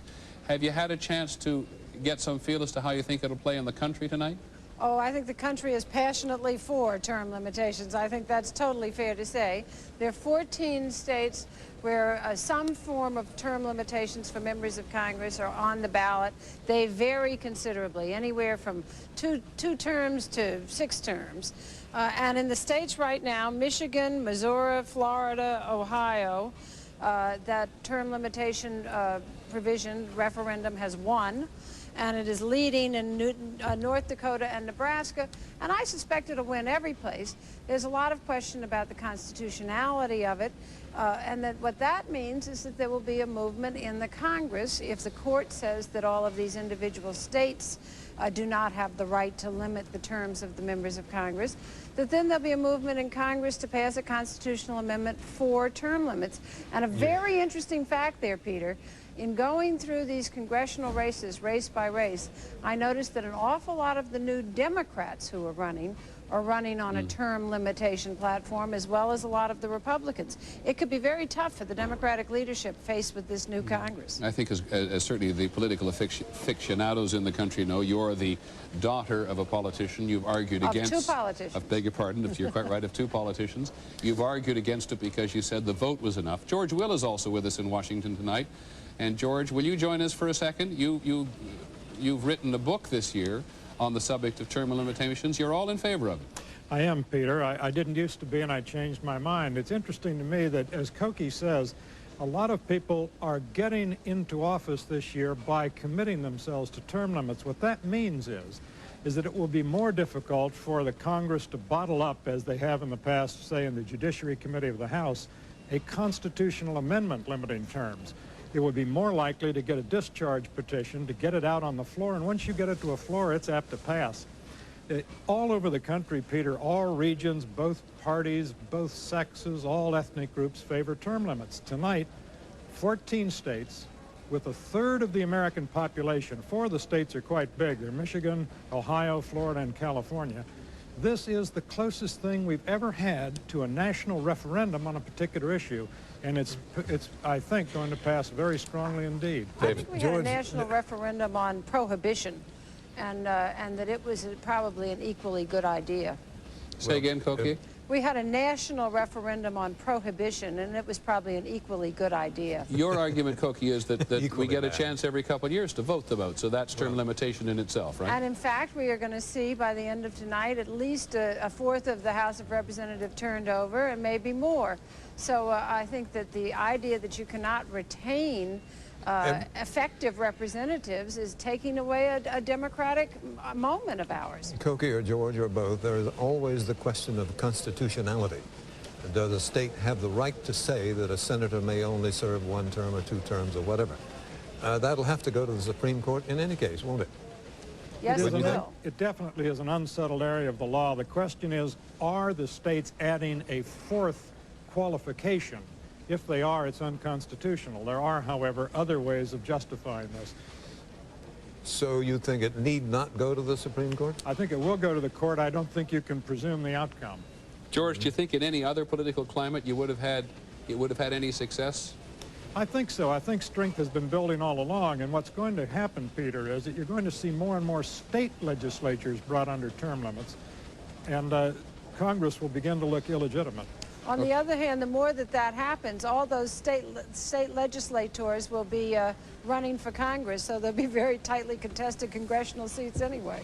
Okay, thank you both very much. I wanted to touch on that this evening and may touch on that again before we even leave this evening when we get the results of a number, 14 states, I think Cokie said, term limitations are on the ballot somewhere. Take a quick look here at Senator Albert Gore of Tennessee. Managed to hold the state for his Democratic ticket here. There he and his family watching television this evening. Man who was chosen by Bill Clinton, his wife Tipper, in order to help them make inroads into what has been heretofore the Republican South at the presidential and vice presidential level. We're going to go away now and let our local stations bring you up to date on local events. If you want to stay with us, we'll keep up the national story. David and I'll be back shortly.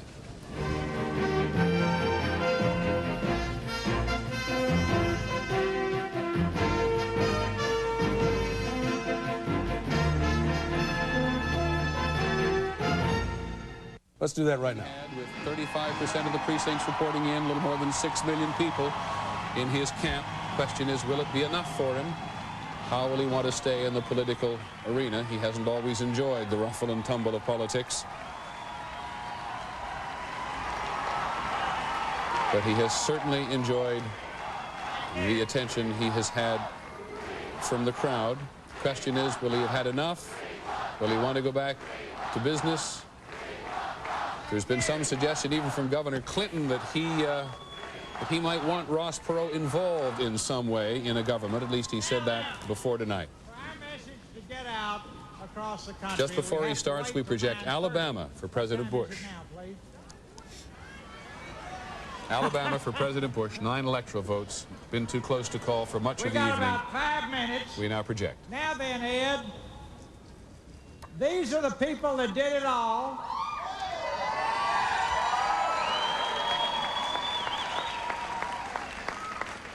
And as we said at the rally the other day, the perfect song for them is when the Saints go marching in. That's all.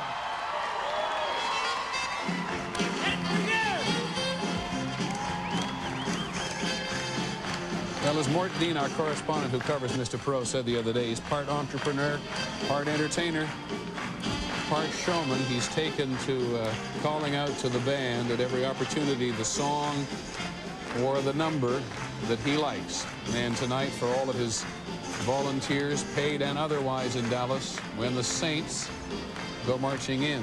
The other day, in reference to the press, he had them play Crazy. In about 15 seconds from now, if our local stations want to cut away, by all means, do so. Bring your local folk up to speed on the local results. We're going to stay with this.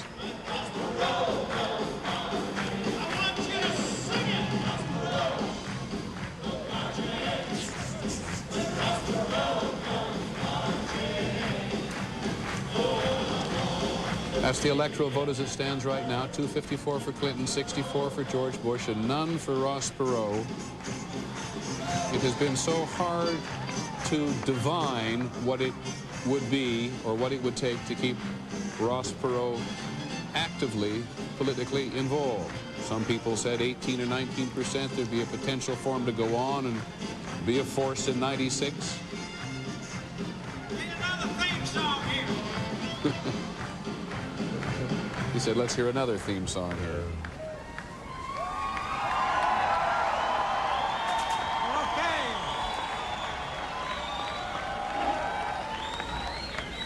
Is this the end or is this just the beginning? Okay. As all of you know, you call the shots, you're the boss, right? Okay.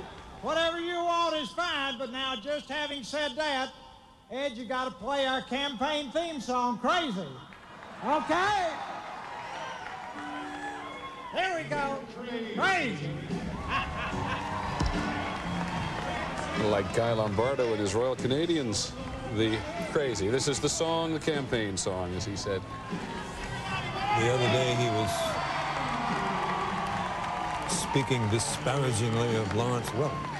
He kept saying, this is not Lawrence Welk music. How dare he speak disparagingly of Lawrence Welk. But you know, David, we were just a couple weeks ago, we were out doing the broadcast World News Tonight in Michigan, and about 200 or 300 of Ross Perot supporters came and stood quietly by. And so many of them felt there, as so many people in other parts of the country did, that nobody else represented them as well as this man did. And you heard it from Governor Ann Richards in Texas tonight, and you've heard it from Bill Clinton and George Bush, too. Ross Perot did an enormous amount this year to engage people in the political process. And his voters were deemed so important that neither George Bush nor Bill Clinton was really keen to take him on. Well, he's got 6.5 million votes so far, and that's about 1/3 of the country.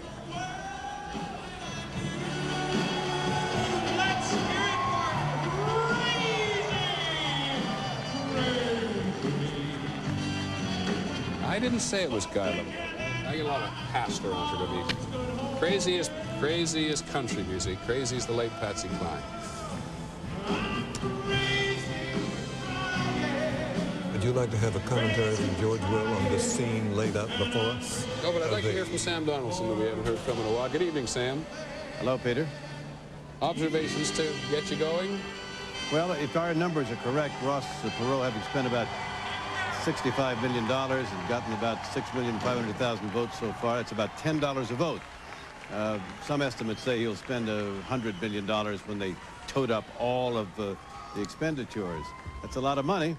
And I suppose that that's part of the payoff. Well, here he is. Ever to putting this country back to work?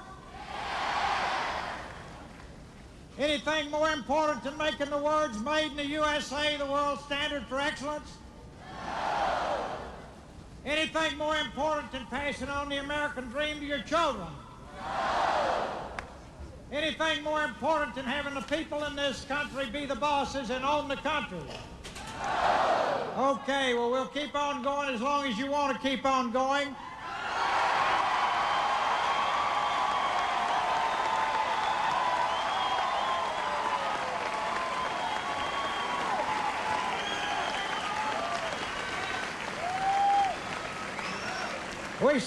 I really don't like this, but there's still time to kill. So, Ed, how about way down yonder in New Orleans? That's where the voodoo comes from. Well, why don't we let them play way down yonder in New Orleans, and why don't we cut away to Washington for just a moment and talk to George Will and Sam Donaldson. There's Admiral Stockdale, by the way, his vice presidential candidate. Hero of Vietnam. Not very happy on the political campaign at all. A scholar out at the Hoover Institute, Stanford University in California. I'd like to bring in both George Will and Sam Donaldson in Washington now and ask you both. Sam, let me start with you again.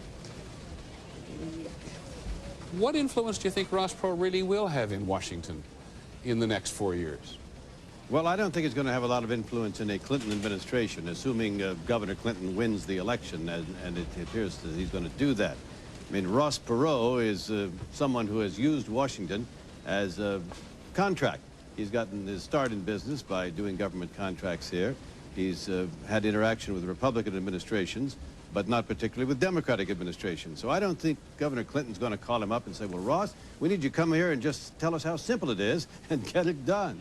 Well, do you think the Governor Clinton was serious when he suggested that he might want Ross Perot involved in some way, or was he just courting his voters? Well, you know, you can involve someone by making them head of a commission. The commission to solve a general problem and study it for 4 years. And Ross, well, you had that up. He could do something like that. But I don't know what job in the administration Ross Perot would want to begin with. And I don't know what job of any importance that Governor Clinton would entrust him with. George Will, your observations, and where do you think Ross Perot fits in over the next 4 years? I think he disappears, Peter. I think this is political cotton candy. It's spun sugar, a little color, and mostly air, and no nutrition to it. There's very little staying power to this. His principal contribution to American politics this year is to guarantee, and Bill Clinton knows this, is to guarantee that Bill Clinton is a merely plurality president, not a majority president. That is, most of the people who went to the polls today and voted for president are voting against the next president, probably in all probability, Mr. Clinton. Now, Mr. Clinton's not going to feel a deep gratitude to the man who brought this about. We should say, however, that you can be a plurality president and still be a very powerful president. Abraham Lincoln got 39% of the votes and was a powerful president. Woodrow Wilson in 1912 got 41% of the votes and was a powerful president. Harry Truman. Bill Clinton, Harry Truman, indeed. Richard Nixon got 43% in 1968. But Bill Clinton, cold-eyed, will look in the morning and say, who is it held me under 50%? It wasn't just George Bush, it was this man in Texas, and I don't think Clinton will want to see hide or hair of him again ever. Okay, George, thank you very much. Let's go back to Dallas. He's now going to speak. We think he was waiting for the local cutaways to win. Well, now, wait just a minute. First thing we want to do, we'll be talking about this in a minute. First thing we want to do is all team up together and try to make it work now, right? Absolutely. If you're not too happy, we can make some changes in '94, right?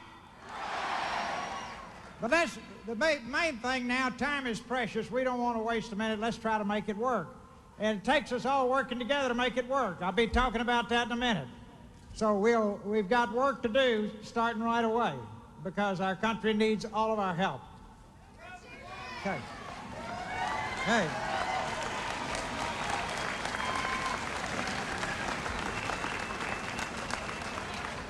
I want to thank all of you who are here tonight and all the people who have come together across the nation. Starting last February, you did something that everybody said couldn't be done. Millions of you came together to take your country back.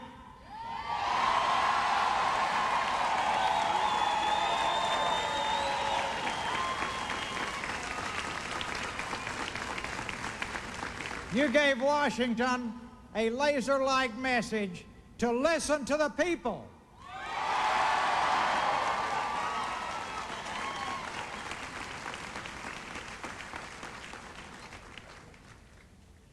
You have done an incredible job of getting this country turned back around to the type country our founders established, a country that came from the people. And you have changed this country through your massive efforts.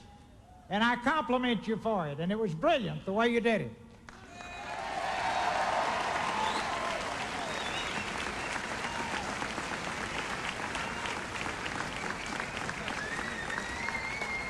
As I've said on a number of occasions, my role in life is that of the grain of sand to the oyster. It irritates the oyster and out comes a pearl. I have been your grain of sand that you chose. It has been an honor to be your grain of sand in this process, and we will continue to work together to make pearls as necessary in the future. Fair enough? Great.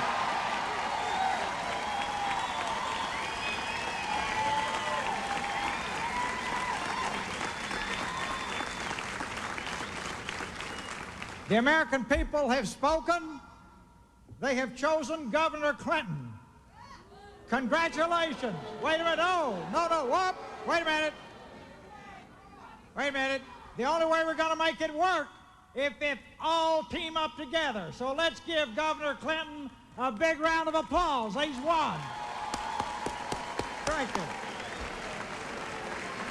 Now, let's forget the election. Forget the election, it's behind us. The hard work is in front of us, and we must all work together to rebuild our great country. Thank you.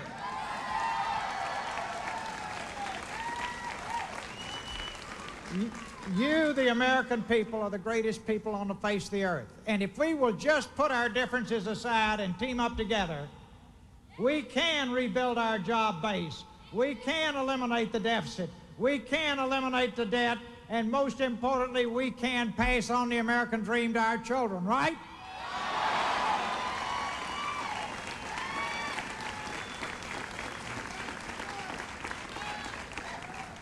And on the way, we can reform our government and get rid of some of these problems that are so damaging to all of us.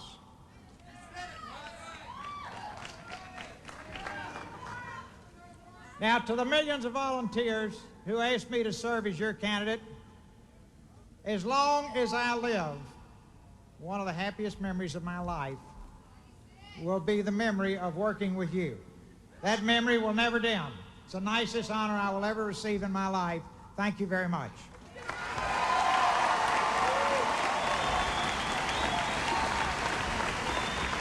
Let it be recorded that Ross Perot called the election this year. He said it was Bill Clinton who'd won. We'll project Wisconsin for Clinton and 11 electoral votes, which puts him just a few shy of the 270 he needs.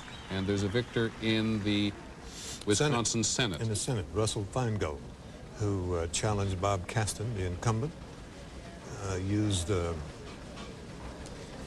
all kinds of funny commercials, including one with... He survived a primary vote, David, well, he did, yes. in which his two other competitors were so nasty to one another, he emerged. Then he used Elvis Presley, right? He used Elvis Presley, whose political thoughts are not found in our computer, so I don't know what he is. Anyway, Feingold is a winner in Wisconsin, a Democrat.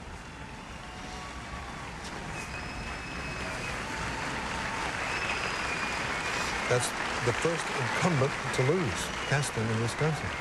All incumbents so far have been reelected.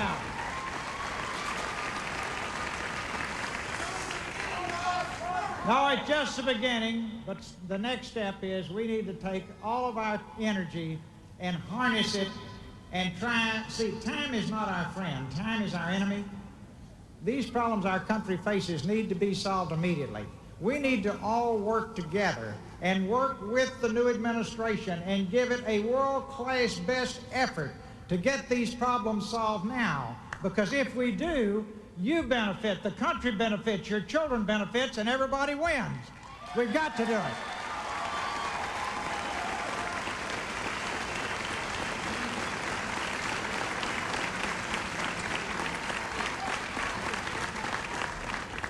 Spend about 10 minutes getting over being frustrated that your candidate didn't win. Then take all of this enormous creativity and talent that you have displayed, and let's make our country work at the national, state, county, city, local, and neighborhood level, and at every single school across the country, right? Absolutely. To his credit, as he so often does, Ross Perot says to his supporters when he announces that Bill Clinton has won the election, he hears some boos in there. He says, that's not what we want to hear. He thinks the country needs to pull together. He has always from the outset said that there was it was very important for the country to take some strong medicine in order to see bright times on what he regarded as a distant horizon.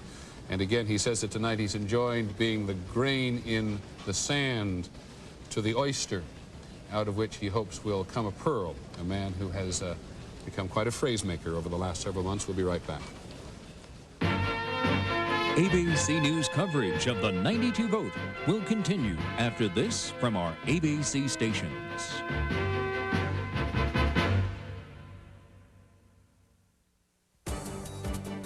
Hi, I'm Charles Gibson. And I'm Joan London. Tomorrow on Good Morning America, we'll have complete coverage of Election Day results from all around the country. Find out who won, who lost. Join us tomorrow on Good Morning America. Tomorrow, Ted Koppel with the Clintons. In the final hours through Election Day, unprecedented access, intimate conversations. What were they feeling as they crossed the finish line? Behind the scenes with Bill Clinton, an ABC News special tomorrow. At the Thomas Starr King Junior High School in Los Angeles, they are still voting. The polls don't close out there for about another 20 minutes or so. We're told President Bush is going to be along in about 15 minutes to talk to the nation. Haven't got a hard time on that. There's still lots to vote on in California, those two important Senate races. The physician-assisted death, the euthanasia proposition in California, term limits in California, Proposition 164, one of the 14 states in the nation which has term limits. Also a proposal to strengthen the governor's budget powers, allow him to declare a state of emergency. Up in Oregon, there's the question of homosexual rights. There's a lot to vote on in the western part of the country still, and it is encouraging to those people who have had a glimpse of it at least to see that people are still lining up in various parts of the West Coast to cast their ballot for local issues and for Senate levels and for House races, even though it is becoming increasingly obvious, as Mr. Perot put it just a moment, that the next President of the United States is going to be Bill Clinton. And he is 5 votes short of the 270 electoral votes needed. And David, you have another prediction of another incumbent in trouble. I do. It's in North Carolina. And the winner is Locke Faircloth, who has defeated Terry Sanford, who has been in the Senate. He's a former governor. He was president of Duke University, but in the middle of the campaign, he had to stop and have heart surgery. It took some time to recover, and by the time he was able to get out and campaign again, it apparently was too late. So the winner again is Locke Faircloth, who's a businessman and associated with Jesse Helms and his so-called Congressional Club, which is really a fundraising device for conservatives. Peter? Just to add to what you said a moment ago, you said of all the incumbents, only one had been defeated. That now makes it 2. Terry Sanford in North Carolina, Bob Caston in Wisconsin. All other incumbents tonight have got through. Runs a bit against the conventional wisdom that this was a throw-the-bums-out year. But as we make our way down to Washington, let's first look at the popular vote overall. With 41% of the precincts reporting nationally, Governor Clinton's up to 44% of the vote. President Bush, 39%, Ross Perot, 17%. Perhaps George Will said it as directly as anybody. Governor Clinton may not be so well disposed to the man, Ross Perot, who so far has denied him a majority of the popular vote. In Washington, Cokie Roberts, how goes it for incumbents in the House, Cokie? About the same as for the Senate. Now, in the Senate, there are still 4 incumbents whose races are in play, who could still lose tonight. In the House, there are a lot more than that, but so far, as you say, out of the Senate, so far out of 35 candidates, only 2 incumbents have lost. In the House, out of 349 incumbents, only 2 have lost. So very few indeed. Now, we know that at least 4 more have to lose because we have 10 races of incumbents running against incumbents due to redistricting, and one of those is one of the races where one incumbent has already lost. But 141 incumbents have been reelected to the House already tonight. I wonder if you're surprised. I am somewhat surprised, but because that Perot vote is a large enough vote, particularly in some states, that you would think that that some of the people who came out to vote for him just might cast an overwhelming anti-incumbent vote. But so far, we're not seeing that. The incumbents that have been reelected, 85 Democrats, 55 Republicans, so it's still keeping that strong Democratic lead in the House of Representatives. Cokie, the prediction we were hearing of 100 to 150 new members for one reason or another, does that still look reasonable? I don't think so. I'd be surprised if we have that number by the time tonight is over. So far, if we had, let's see, I can't do math this fast, but... We'll do it slowly. There's no great rush. But I think that we're at about the 90-some mark right now of new members, and so it's likely to climb higher than that, but I think that it's not likely to climb over about 110 at this point. Let me go through, break it down and ask you to go through it a bit more slowly, too, because the early projection was many more women. Is that going to be the case? No. Yes, no, we'll have more women because we do have some open seats. I mean, if you talk about 349 incumbents, that leaves 86 open seats. That's a lot of open seats. And in any seat that's open, you have an equal shot for the two people running, and there are a lot of women running in those seats. And the other expectation was that the blacks running for Congress would also increase their number. And they have increased their number.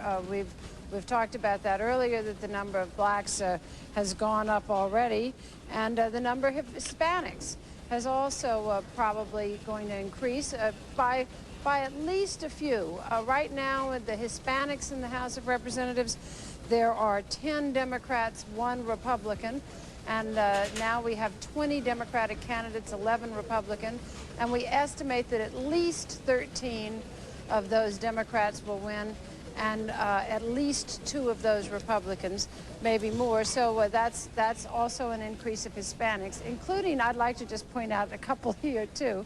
One is Lucille Roybal Allard. She is the daughter of Ed Roybal, who's been in Congress for a long time. First time we've had a father-daughter switch in Congress. Really? We've had father-son and we've had mother-son, but we haven't had father-daughter.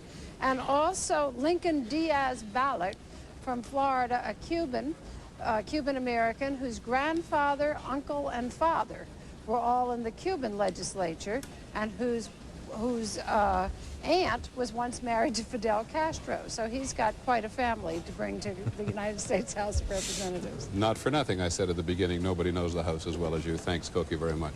There's more to come. We'll be right back. ABC News coverage of the 92 vote, brought to you by Dodge and by the Business Services Division of MCI. ABC News coverage of the 92 vote will continue in a moment.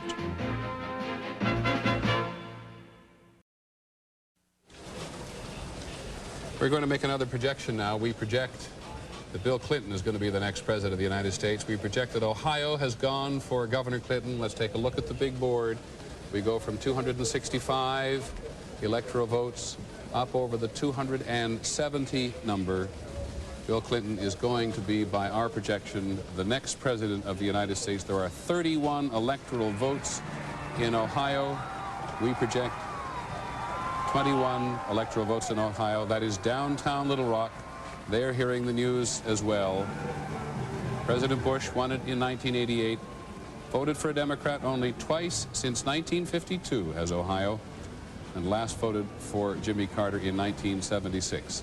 So by our projection, at a little before 11 o'clock Eastern Time, just a couple of minutes before the polls close in California, we project that Governor Clinton has gone over the 270 votes he has needed. Just watch Little Rock for just a moment. Peter, one other little item here.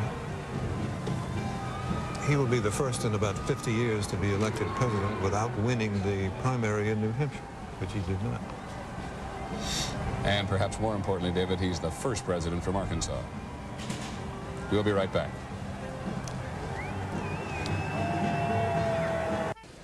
Welcome back to our coverage.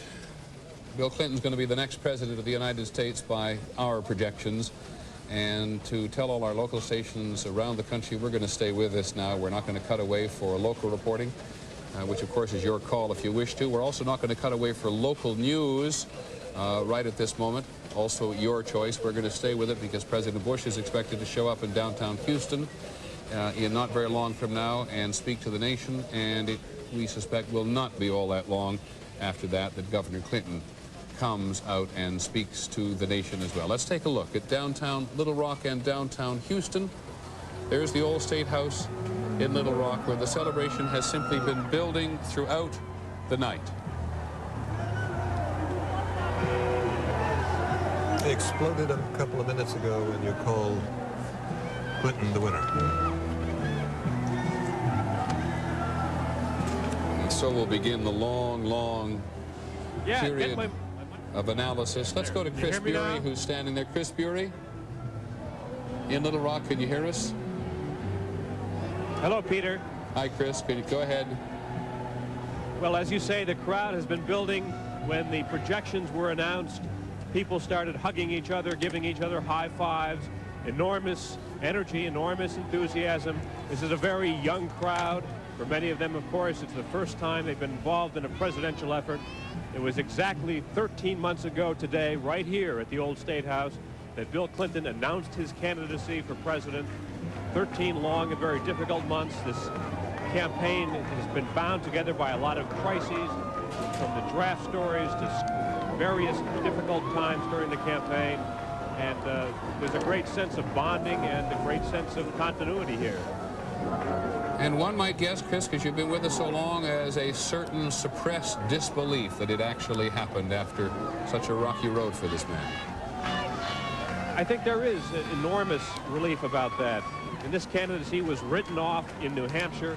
It was almost written off before New York when he lost Connecticut. Even after the convention, there was great skepticism about Bill Clinton in all corners of the country. Time magazine put a cover on why voters don't trust Bill Clinton, and he's still managed to overcome so much of that. His campaign managed to overcome that and managed to stick together all along. So I think there's this enormous relief, enormous exuberance here tonight. Do you have any knowledge, Chris, as to whether Senator Gore is going to come up to Little Rock and join him there this evening, or going to stay down there? Senator Gore is expected to appear with Governor Clinton. I talked to Governor Clinton's speechwriter tonight, and he expects the governor to thank President Bush for his service to the country. He also expects Governor Clinton to warn voters that it's not going to be easy, that the country got itself into an economic mess over a matter of years, and it's going to take a long time to dig itself out. And I think you're also going to hear a variation of John Kennedy's "Ask not what your country can do for your" theme. I think Governor Clinton is going to ask voters to help him, ask them to pitch in. It's going to be a very cautionary note that none of this is going to be easy, and he's not the miracle man. Well, we will try not to invoke John F. Kennedy too often, but it is just so obvious that the torch has passed to a new generation, because these are, of course, this is the first president, the first vice president to be born after World War II, David.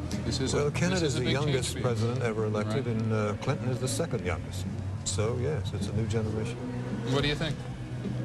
I think it's going to be interesting to see what they do. They're not being given a chocolate soda. It's going to be really tough. Everyone except George Bush, who incidentally had trouble, everyone except George Bush has made the point that it's going to be very rough and very tough to get this country back on its economic equilibrium, beginning with Ross Perot. He made some really tough recommendations. A $0.50 a gallon tax on gasoline and that kind of thing. Clinton has made some of the same, much less objectionable to people than that. But he's going to demand sacrifice, and people will have no choice but to agree. I don't want to beat it to death, but I am indeed impressed with what George Will said, that Governor Clinton can be, we've caught him a few moments off camera in the course of this campaign. He can be mean as a coot to his staff and very tough and tough-minded. I guess he had to be to stand up this long, but may not be so well disposed towards Ross Perot. he was not as eager as President Bush was in this campaign to take him on. George Bush finally took Ross Perot on much more directly than Bill Clinton did. After it ceased to make any difference, I think. Touche. Okay, we're going to come back now and try to, in just a minute, and try to put together who it was that voted for Bill Clinton throughout the country so far. As I say, at this point, we've got 45% of the precincts in the nation reporting. 286 electoral votes so far. That may not be the end of it, as you know, by any means. But we want to try to find out who voted for him and why they voted for him, because therein will lie a measure of his challenge. We'll be right back.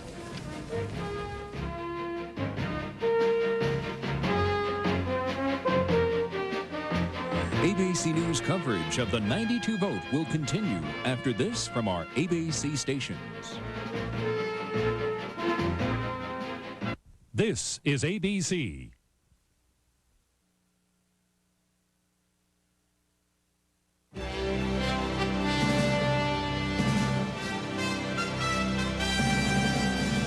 From ABC News, this is continuing coverage of Election Night 92. Once again, Peter Jennings. It's just a couple of minutes before 11 o'clock Eastern Time, and at 11 o'clock Eastern Time, we're going to be in a position to make some important projections on the West Coast. We hope you'll stay with us for that, but that's what the map is looking like at the moment. We have now put Governor Clinton over the top with 286 electoral votes. Pretty certain at the moment that that is not the end of it. We know that in part because the Bush campaign gave up campaigning in California a long time ago, virtually conceded that to Governor Clinton. So we'll see how that goes. And then we're told that both President Bush and Governor Clinton are going to show up fairly soon to talk to the nation. And people like Jeff Greenfield and others can hardly wait. I think you can stand up if you like. You can hardly wait to talk. You were talking as I came over here about Democratic wannabes circling over Little Rock. I have this image of tragedy. It's a family from Oklahoma City. They stop, they look at a map in Washington, and they're standing in front of the Clinton transition office when the doors open, and they are trampled to death by 1,000 pairs of Ferragamos. You've got 12 years worth of Democrats looking for jobs and influence. They've been stacked up like jets over O'Hare in Chicago on a foggy day, and the pressure on Clinton to staff this administration is going to be his first test.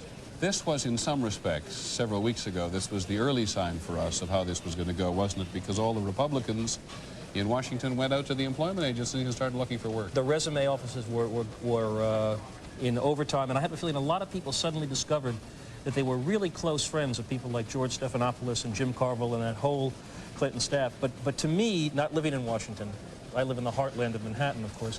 The spectacle of these people trying to ingratiate themselves with the new administration is almost like a tribal ritual that goes on, and particularly for the Democrats now because they've been out of power so long. I had the dubious privilege today of lunching with you and some of your hardcore political guys. You were projecting stuff down to judgeships. Not I, but yes, it's true. It's true. Okay. It's part of the game, Peter.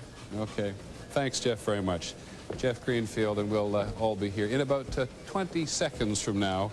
We'll arrive at 11 o'clock, and we'll make the last batch of projections in this election here. Take a look at this board. Ross Perot hasn't won any states. Deep in his heart, as we said earlier on, he really wanted to win Texas. He talked about winning 50. Bill Clinton has won 27 states. George Bush has won 8.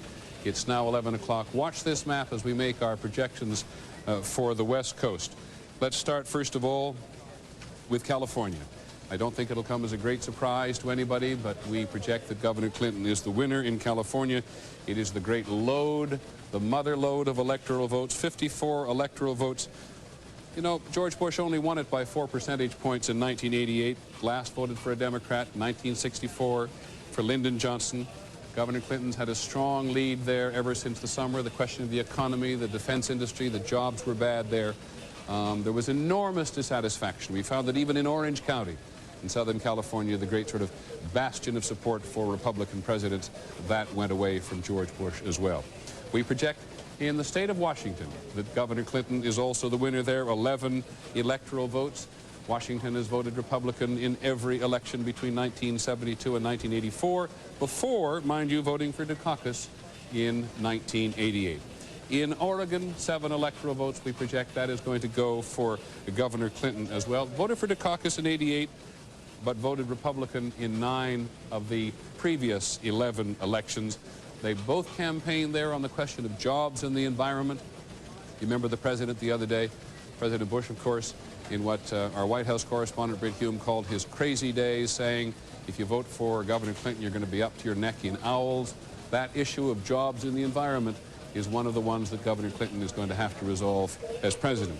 And let's go out here off the edge of our big board here to Hawaii with its 4 electoral votes. No great surprise. Hawaii's voted Democrat in 6 of the last 8 elections, and we give that to Governor Clinton as well. There are 4 electoral votes. Now let's just take a look at the overall electoral count as of now. There's still some states which are too close to call, Florida and Texas among them, but the overall electoral vote count now is 362 for Governor Clinton. I guess one says President-elect Clinton, and 64 for President Bush, and none for Ross Perot. Now, David, you've got some projections as well. I have, Peter, and also I want to say to our audience and our station that we are waiting here for President Bush, who is expected to arrive here and speak briefly or otherwise in about 5 minutes. In the meantime, I have a few projections for the U.S. Senate, beginning in California with what they call a long seat, meaning it's a 2-year term. Barbara Boxer, currently a U.S. representative, was elected to represent California in the Senate, defeating Bruce Hershenson. Also in California, which they call a short seat because it's only good for 2 years and then you have to run again, Dianne Feinstein, former mayor of San Francisco. It is a political oddity that the state now is represented by 2 liberal women from the northern end of the state. And Dianne Feinstein, the winner in the short seat. Can I just explain that short seat? She ran against John Seymour, who was appointed by the governor of California. The governor who left to go into the Senate. That's right. In the state of Washington, the Senate there, Senator Brock Adams is retiring. The winner is Patty Murray, a one-time state senator who calls herself a mom in tennis shoes. She's gone around the state giving away shoelaces with their name printed on them. Anyway, Patty Murray, Democrat, is the winner for the Senate in the state of Washington. And in Hawaii, no surprise, Danny Inouye, has been there forever, 6 terms, was reelected. One remaining projection or lack of projection I have is in Oregon for the Senate. It's too close to call. That's Les O'Coin running against Senator Bob Packwood. We will know the details on that later, and we'll bring them to you then. Now, where do we go? Well, I'm going to say that Patty Murray, that there's even a little more to the tennis shoes story, as you know, because she went to appeal on an issue to a politician, and the politician said, you're not going to have any influence around here, you're only a woman in tennis shoes. And that, of course, is how that campaign began for her. And I must confess, that is a bit of a surprise. I think Barbara Boxer's election in California is a bit of a surprise, I thought so, too. They thought she was in trouble at the end. Well, she bounced a lot of checks. I've forgotten the number, but it's 100 and something. And also, she was the biggest would-be spender in the Senate. The spending that she voted for, promoted and pushed for, was $604 billion. You've got it exactly right. Yeah. The National Taxpayers Union voted for that. Yeah, and it was, unlike you, I have to look at the car, 143 overdrafts she had. Is that it? 143. That was a very tough race. But she overcame all of that. Okay, we'll come back and try to make some more sense of it. And though it may make perfect sense to you already, President Bush and Governor Clinton will be along very shortly. ABC News coverage of the 92 vote. Brought to you by Dodge. Our coverage of the 92 vote from Election Night Command Center in New York will continue in a moment.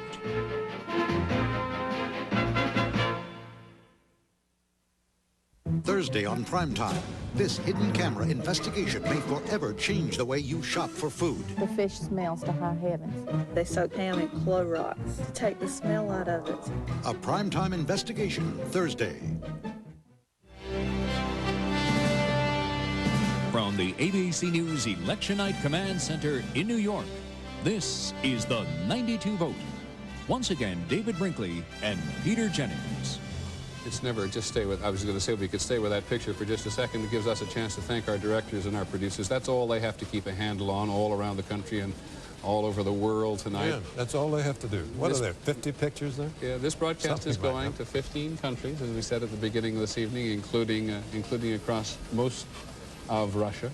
And President Bush has just arrived at the Galleria Hotel in Houston. He's going to show up before his supporters in just a moment.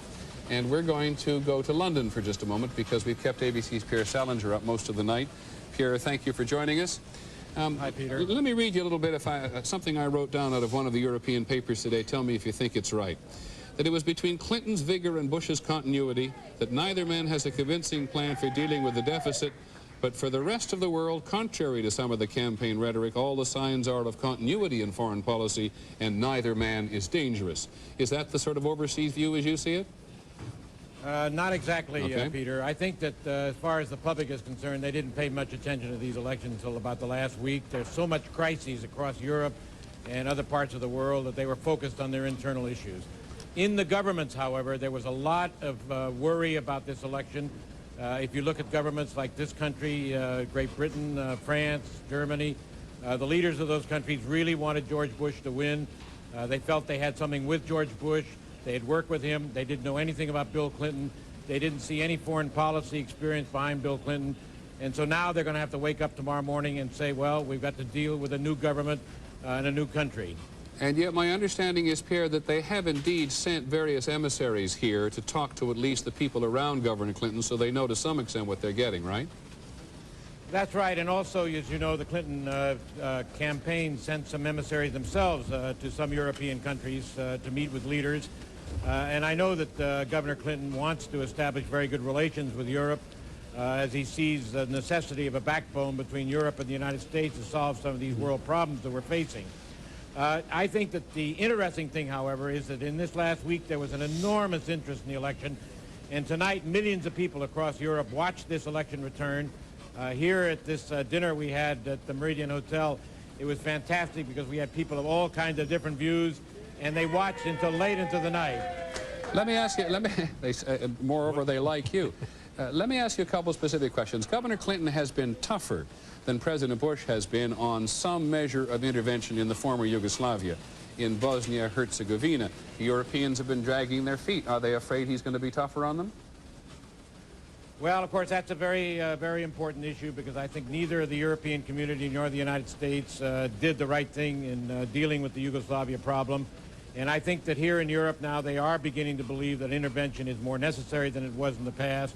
And Clinton's position is on that line, and I think they accept that position. And just very quickly, Pierre, because we've only got about 30 seconds before the president shows up, what do they think the president-elect Bill Clinton is likely to do about the chaos in Russia and the other former Soviet republics?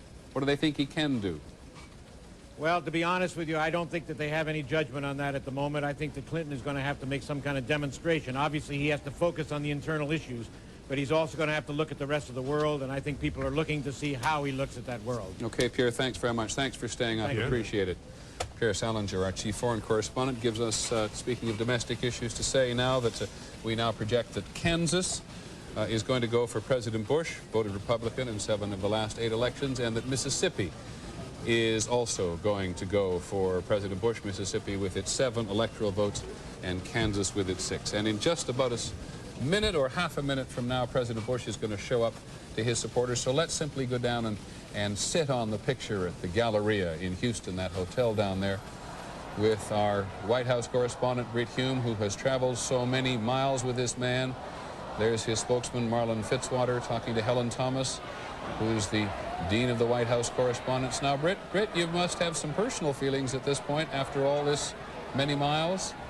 Peter, this night reminds me very much of a night in 1980 when the president had won the Iowa caucuses and headed into New Hampshire under what looked like a very big head of steam. You may recall his slogan then was Big Mo, and he was thought likely, or at least a possible winner there in New Hampshire, and he got trounced by a 2-to-1 margin by a man named Ronald Reagan.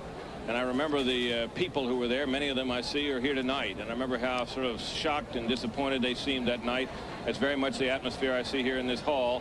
But it makes me think of another thing about George Bush. He kind of endured and carried on. And I rather suspect he'll be fine tonight. Here comes his great friend and political advisor, Secretary Baker, former Secretary Baker. That's his elder son, George W., his son, Marvin, daughter-in-law, Margaret.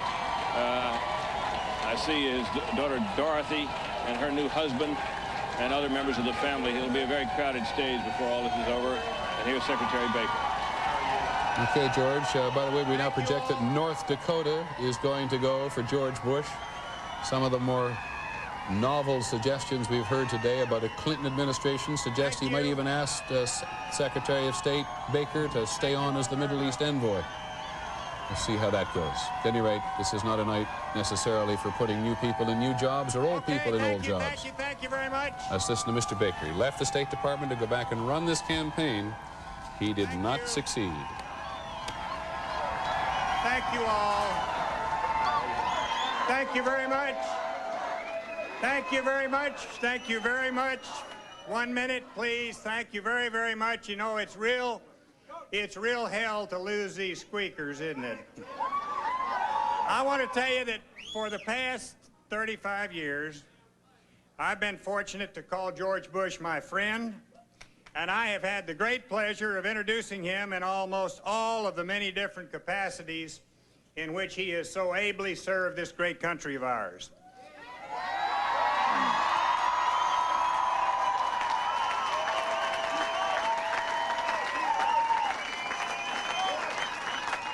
And for nearly 4 years now, I have had the privilege of introducing him as the President of the United States.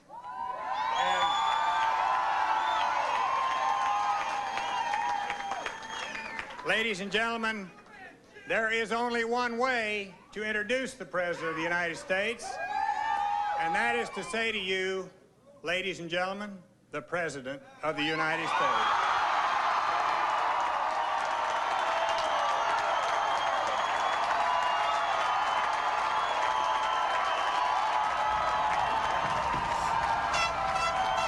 Thank you all very much.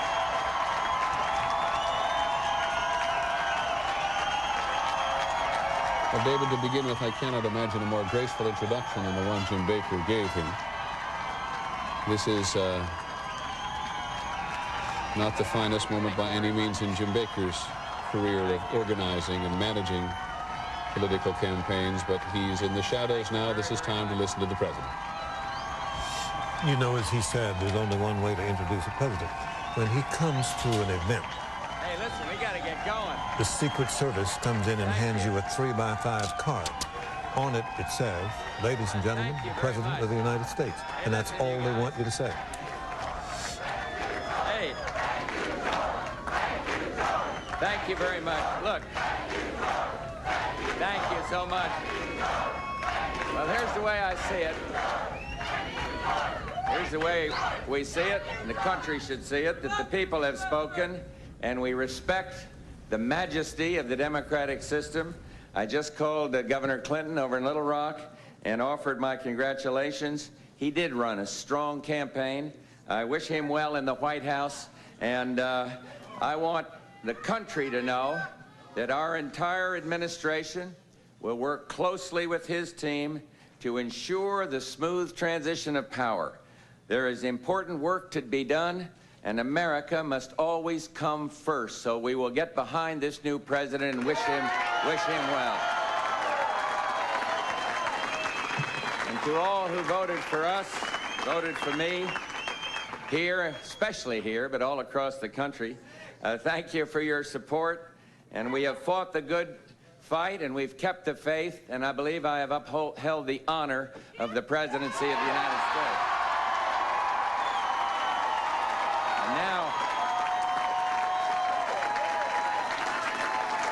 And now I ask that we stand behind our new president, and regardless of our differences, all Americans share the same purpose, to make this, the world's greatest nation, more safe and more secure, and to guarantee every American a shot at the American dream.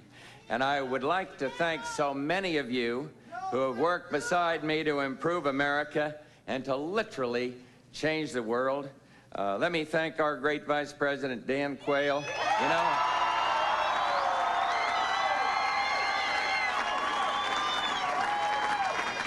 in the face of a tremendous pounding, he stood for what he believes in, and he will always have my profound gratitude and certainly my respect.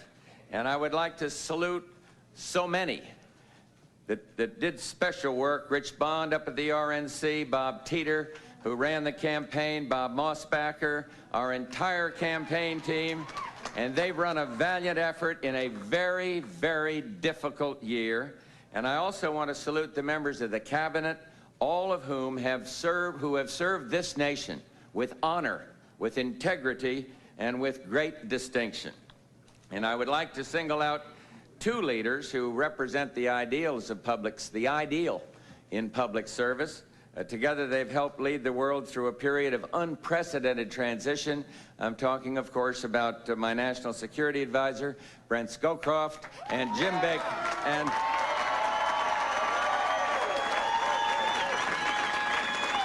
my good friend and fellow Texan, our Secretary of State, Jim Baker.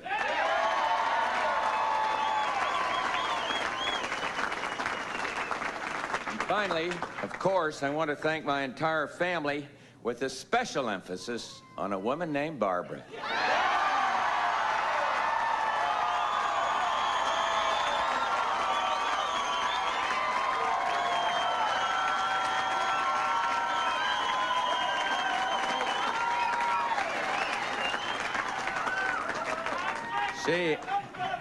She has inspired this entire nation, and I think the country will always be grateful.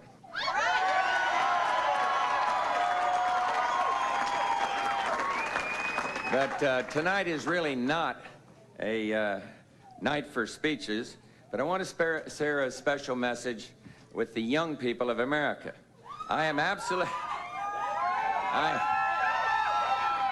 You see, I remain absolutely convinced that we are a rising nation.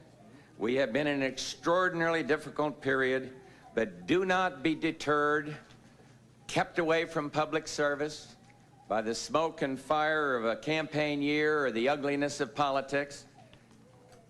As for me, I plan to I'm going to serve and try to find ways to help people, but I plan to get very active in the grandchild business. And in finding ways to help others. But I urge you, the young people of this country, to participate in the political process. It needs your idealism, it needs your drive, it needs your conviction. And again, my thanks, my congratulations to Governor Clinton, to his running mate, Senator Gore, and my special thanks to each and every one of you, many of you who have been my side in every single political battle. May God bless the United States of America. Thank you very, very much. Thank you so much. Thank you. Again, Peter, George Bush said a couple of months ago, that if he lost, he would spend half of his time in Maine and half of his time in Texas. I don't know where he would stay in Texas. He doesn't have a house there. Well, he has a plot of land there. It's interesting looking at Mrs. Bush, David, because some people who know the Bushes very well believe that she saw this coming some time ago, and though she's always stood firmly at her husband's side as a political wife, that a part of her is glad to have George Bush back. This is not the first time he said he was going to get active in the grandchild business. But politics, as we all know, is an unsentimental business, and it's not going to be very long before people begin to ask, where did the Republican Party go wrong? Did it go wrong at the convention? Was it Bush that lost, or was it Clinton who won? Was it a bad campaign? Was it a bad economy? Did the president start too late? Did he campaign too little? Did he miss opportunities? He's been already criticized from certainly the more conservative wing of the Republican Party for being slow to respond to the storm warnings about the economy, and that he seemed, as one of them said, reluctant to sail into the political fray. As I said, it's an unsentimental business. One thing about George Bush and Bill Clinton, they have always said they personally liked each other. I think we've always had the impression that George Bush and Ross Perot in particular didn't lose any love between one another, but they worked together, for example, in education. And there is the president saying all the right things tonight, promising to get behind the new president, appealing to the young people to become involved. And now here is Vice President Quayle and his wife. who many people have seen as doing better in this political campaign, in some respects even than President Bush, laying down his markers for 1996. Bush's little speech, I thought, was the perfectly polite speech. Thank you. No, thank you.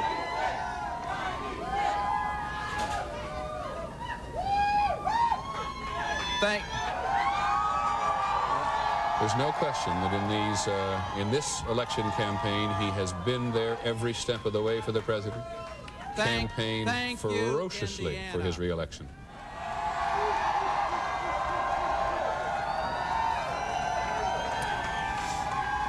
I wonder if he's surprised.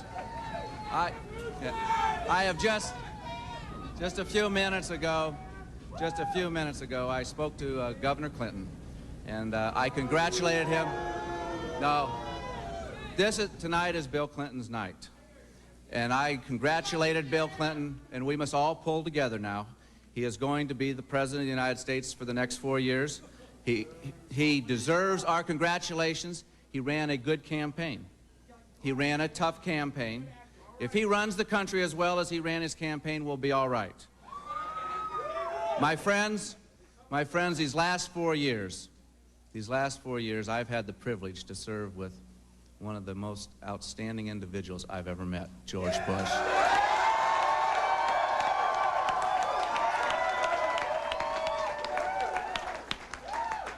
He is one of the most honest, decent, caring individuals that I have ever met. Marilyn and I count the President and Barbara Bush as special friends, and the two of them have done a lot for America. The winner.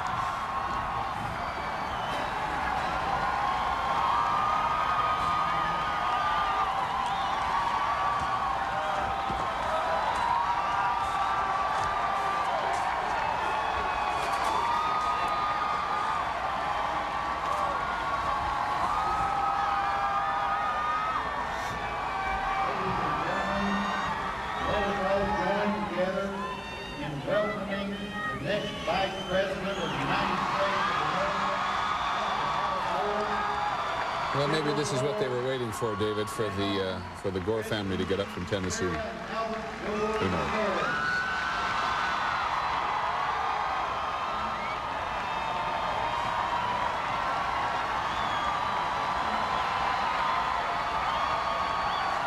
Who would have believed it 12 months ago? Very few.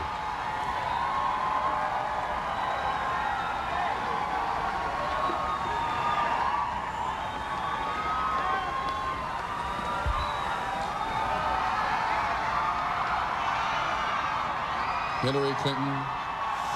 Her daughter, Chelsea. Hillary Clinton, the first lady with a postgraduate degree. She's a law degree.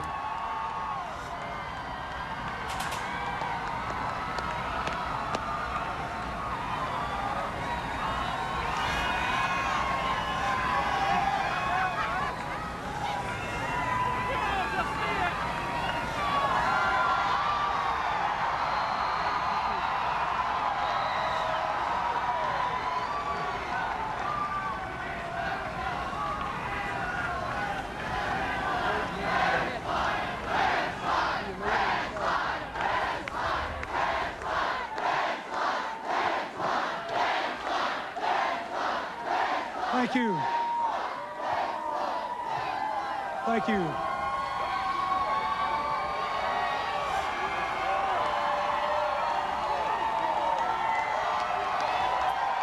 Thank you very much. Thank you. Thank you.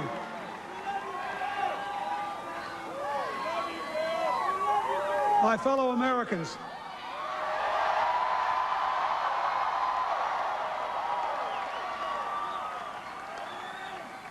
on this day, with high hopes and brave hearts, in massive numbers, the American people have voted to make a new beginning.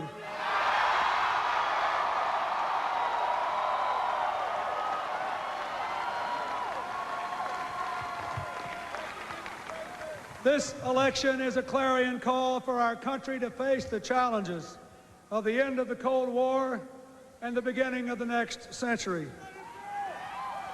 To restore growth to our country and opportunity to our people. To empower our own people so that they can take more responsibility for their own lives.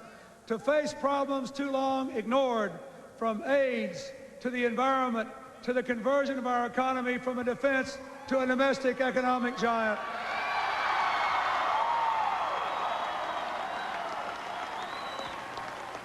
And perhaps most important of all, to bring our people together as never before so that our diversity can be a source of strength in a world that is ever smaller, where everyone counts and everyone is a part of America's family.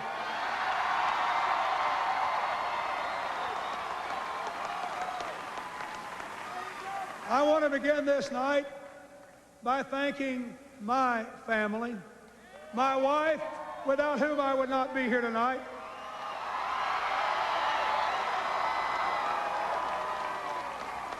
and who I believe will be one of the greatest first ladies in the history of this republic.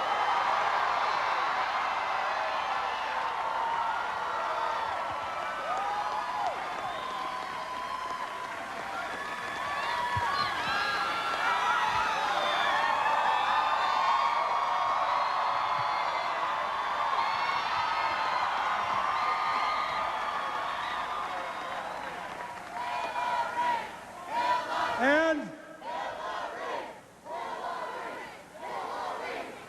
you can cheer for her.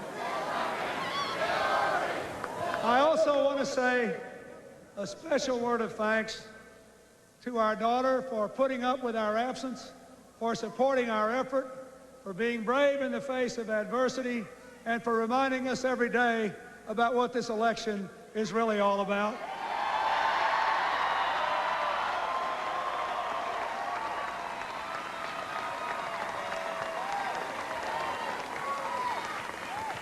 I want to thank my mother, my brother, my stepfather, my mother-in-law and father-in-law, my brothers-in-law, and my sister-in-law who carried this campaign across this country and stuck up for me when others were trying to put it down. I love them and I thank them.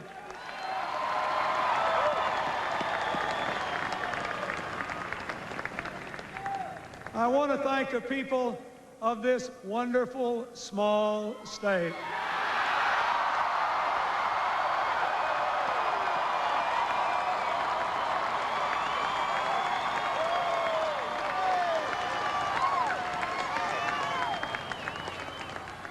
Time after time, when this campaign was about to be counted out, the Arkansas travelers exploded out of this state around the country to tell people the truth about what we had done here together, how we had pulled together, what we believed in, and what we could do as a nation. I had the best staff and cabinet you can imagine.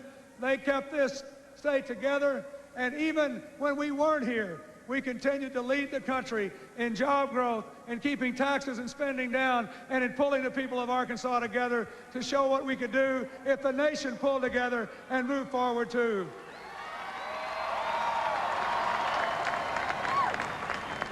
I want to thank the people who are in that infamous group, the FOBs, the Friends of Bill and the Friends of Hillary. No person who ever sought this office was more aided by the friends of a lifetime, and I will never forget you. I want to thank the people in the new Democratic Party, headed by our chairman, Ron Brown, the new members of Congress, the new blood, the new direction that we are giving. And finally, I want to thank the members of my brilliant, aggressive, unconventional, but always winning campaign staff. They were unbelievable.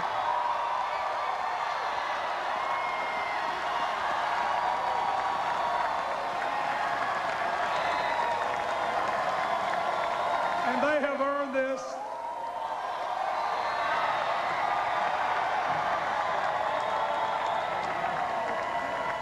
I want to say, if I might, a special word of thanks to two people who lost their lives in the course of this campaign, without whom we might not be here tonight. Our friends Paul Tully and Vic Razor, our prayers are with them. They're looking down on us tonight, and they're awful happy.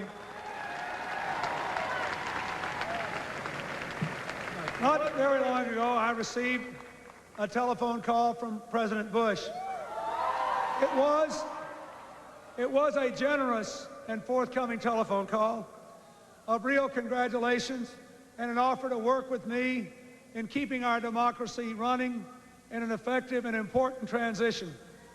I want all of you to join with me tonight in expressing our gratitude to President Bush for his lifetime of public service, for the effort he made from the time he was a young soldier in World War II, to helping to bring about an end to the Cold War, to our victory in the Gulf War, to the grace with which he conceded the results of this election tonight in the finest American tradition. Let's give Mr. Bush and his family a hand.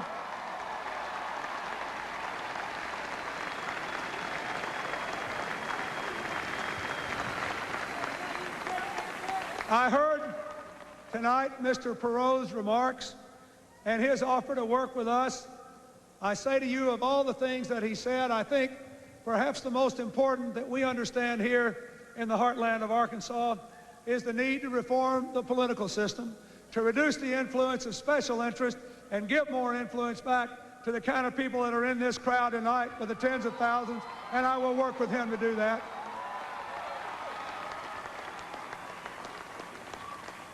And finally, let me say how profoundly indebted I am tonight, beyond the folks at home, beyond the wonderful people who worked in this administration, the Lieutenant Governor and others to keep our government going, beyond all the others, I have to say a special word of thanks to my magnificent running mate, Senator Al Gore, and his family.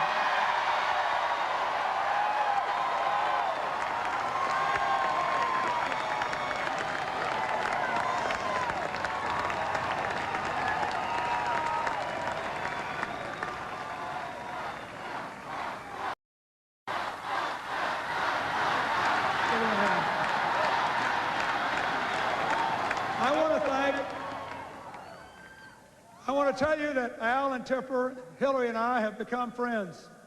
I admire them for what they stand for. They're enjoyable to be with. They believe in our country. Al Gore is a man of almost unparalleled combination of intelligence, commitment, compassion, and concern to the people of this country, to our obligation to preserve our environment, to our duty to promote freedom and peace in the world, and together we're going to do our best to give you a new partnership for a new America.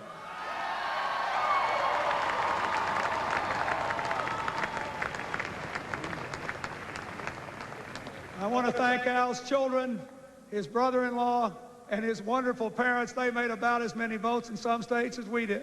I think we carried every state that Senator and Mrs. Gore campaigned in. Their percentage was the best of all. I want to say that we have established a partnership in this campaign that we will continue into this new administration. For if we have learned anything in the world today, it is that we can accomplish more by teamwork, by working together, by bringing out the best in all the people that we seek. And we will seek the best and most able and most committed people throughout this country to be a part of our team. We will ask the Democrats who believe in our cause to come forward, but we will look too among the ranks of independents and Republicans who are willing to roll up their sleeves, be a part of a new partnership, and get on with the business of dealing with this nation's problems.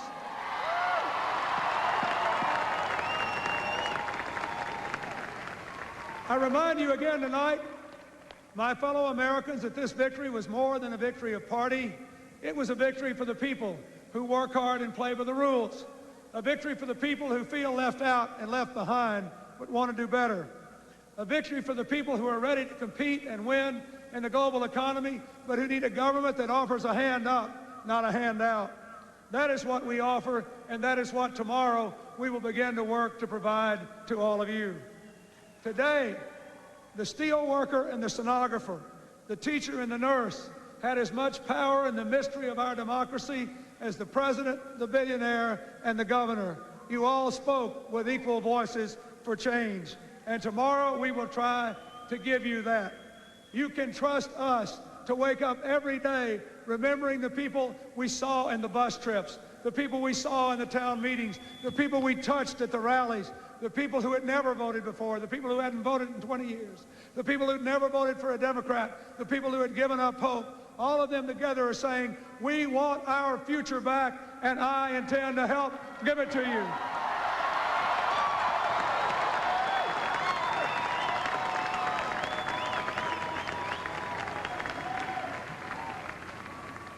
I say to all of those who voted for us, this was a remarkable coalition for change. Many of you had to put aside this or that personal ambition to be a part of a broad, deep commitment to change this country. I ask you to keep that commitment as we move from election to governing. We need more than ever for those of you who said, let's put the public interest over personal interest, to keep it right there for 4 years so we can turn this country around. I say to all those who voted for Mr. Bush or Mr. Perot, those who voted for the president, those who voted for Ross Perot, I know you love your country too. I ask you to listen to the voice of your leaders. I ask you to join with us in creating a reunited states, a united country with a new sense of patriotism to face the challenges of this new time. We need your help too, and we will do our best to deserve it.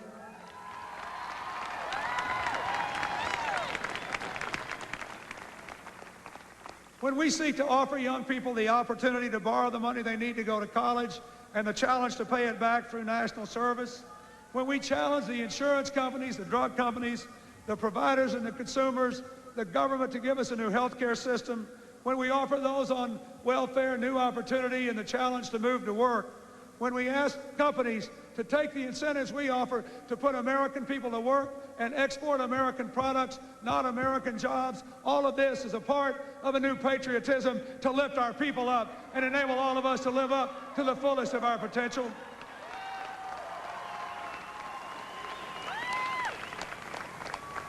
I accept tonight the responsibility that you have given me to be the leader of this, the greatest country in human history. I accept it with a full heart and a joyous spirit. But I ask you to be Americans again, too. To be interested not just in getting, but in giving. Not just in placing blame, but now in assuming responsibility. Not just in looking out for yourselves, but in looking out for others, too. In this very place, 1 year and 1 month ago today, I said, we need more than new laws, new promises, or new programs. We need a new spirit of community, a sense that we're all in this together. If we have no sense of community, the American dream will continue to wither.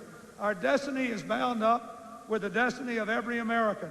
We're all in this together, and we will rise or fall together.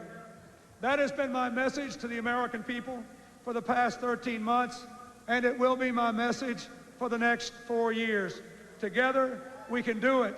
Together, we can make the country that we love everything it was meant to be. I still believe in a place called hope. God bless America. Thank you all.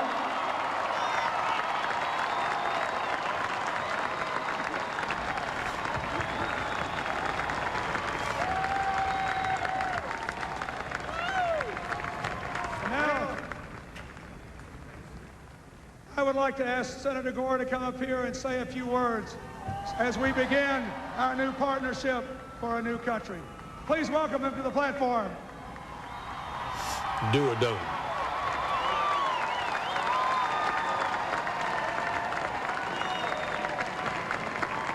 Thank you, President-elect Bill Clinton.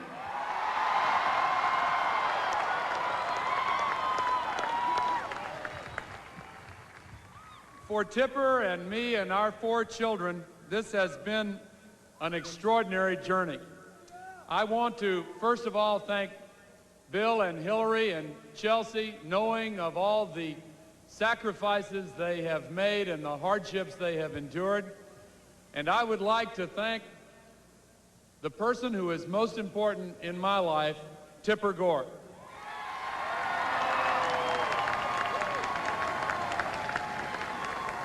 To our four children, Corinna, Kristen, Sarah, and Albert, to my parents, Albert and Pauline Gore, and to my brother-in-law, Frank Hunger, I can never express the thanks that I feel in my heart. This has been a time of discovery, a time of restored dreams and renewed hope, a time when the strength and promise of America has revealed itself, poised to meet the challenges of a new day. None of this could have been possible for me without the people of the state of Tennessee, and I want to thank them from the bottom of my heart. I also want to thank the wonderful men and women on the staff who have helped us secure this victory, and I want to say to all of you who have helped us reach this moment that I look forward to the high challenges of national office, and I consider it a matter of tremendous honor and pride to work in behalf of Bill Clinton to be successful in leading this nation toward a new and brighter future. Bill Clinton spoke sensibly and honestly to the American people. As the attacks against him became more and more desperate, he remained calm. He believed in the American people and kept faith that hope would indeed triumph over fear. Bill Clinton won because he was willing to lose. He refused to mislead voters. He stuck to his beliefs. He asked for your vote by challenging you to make America better. Where I come from, we have a name for that. It's called character.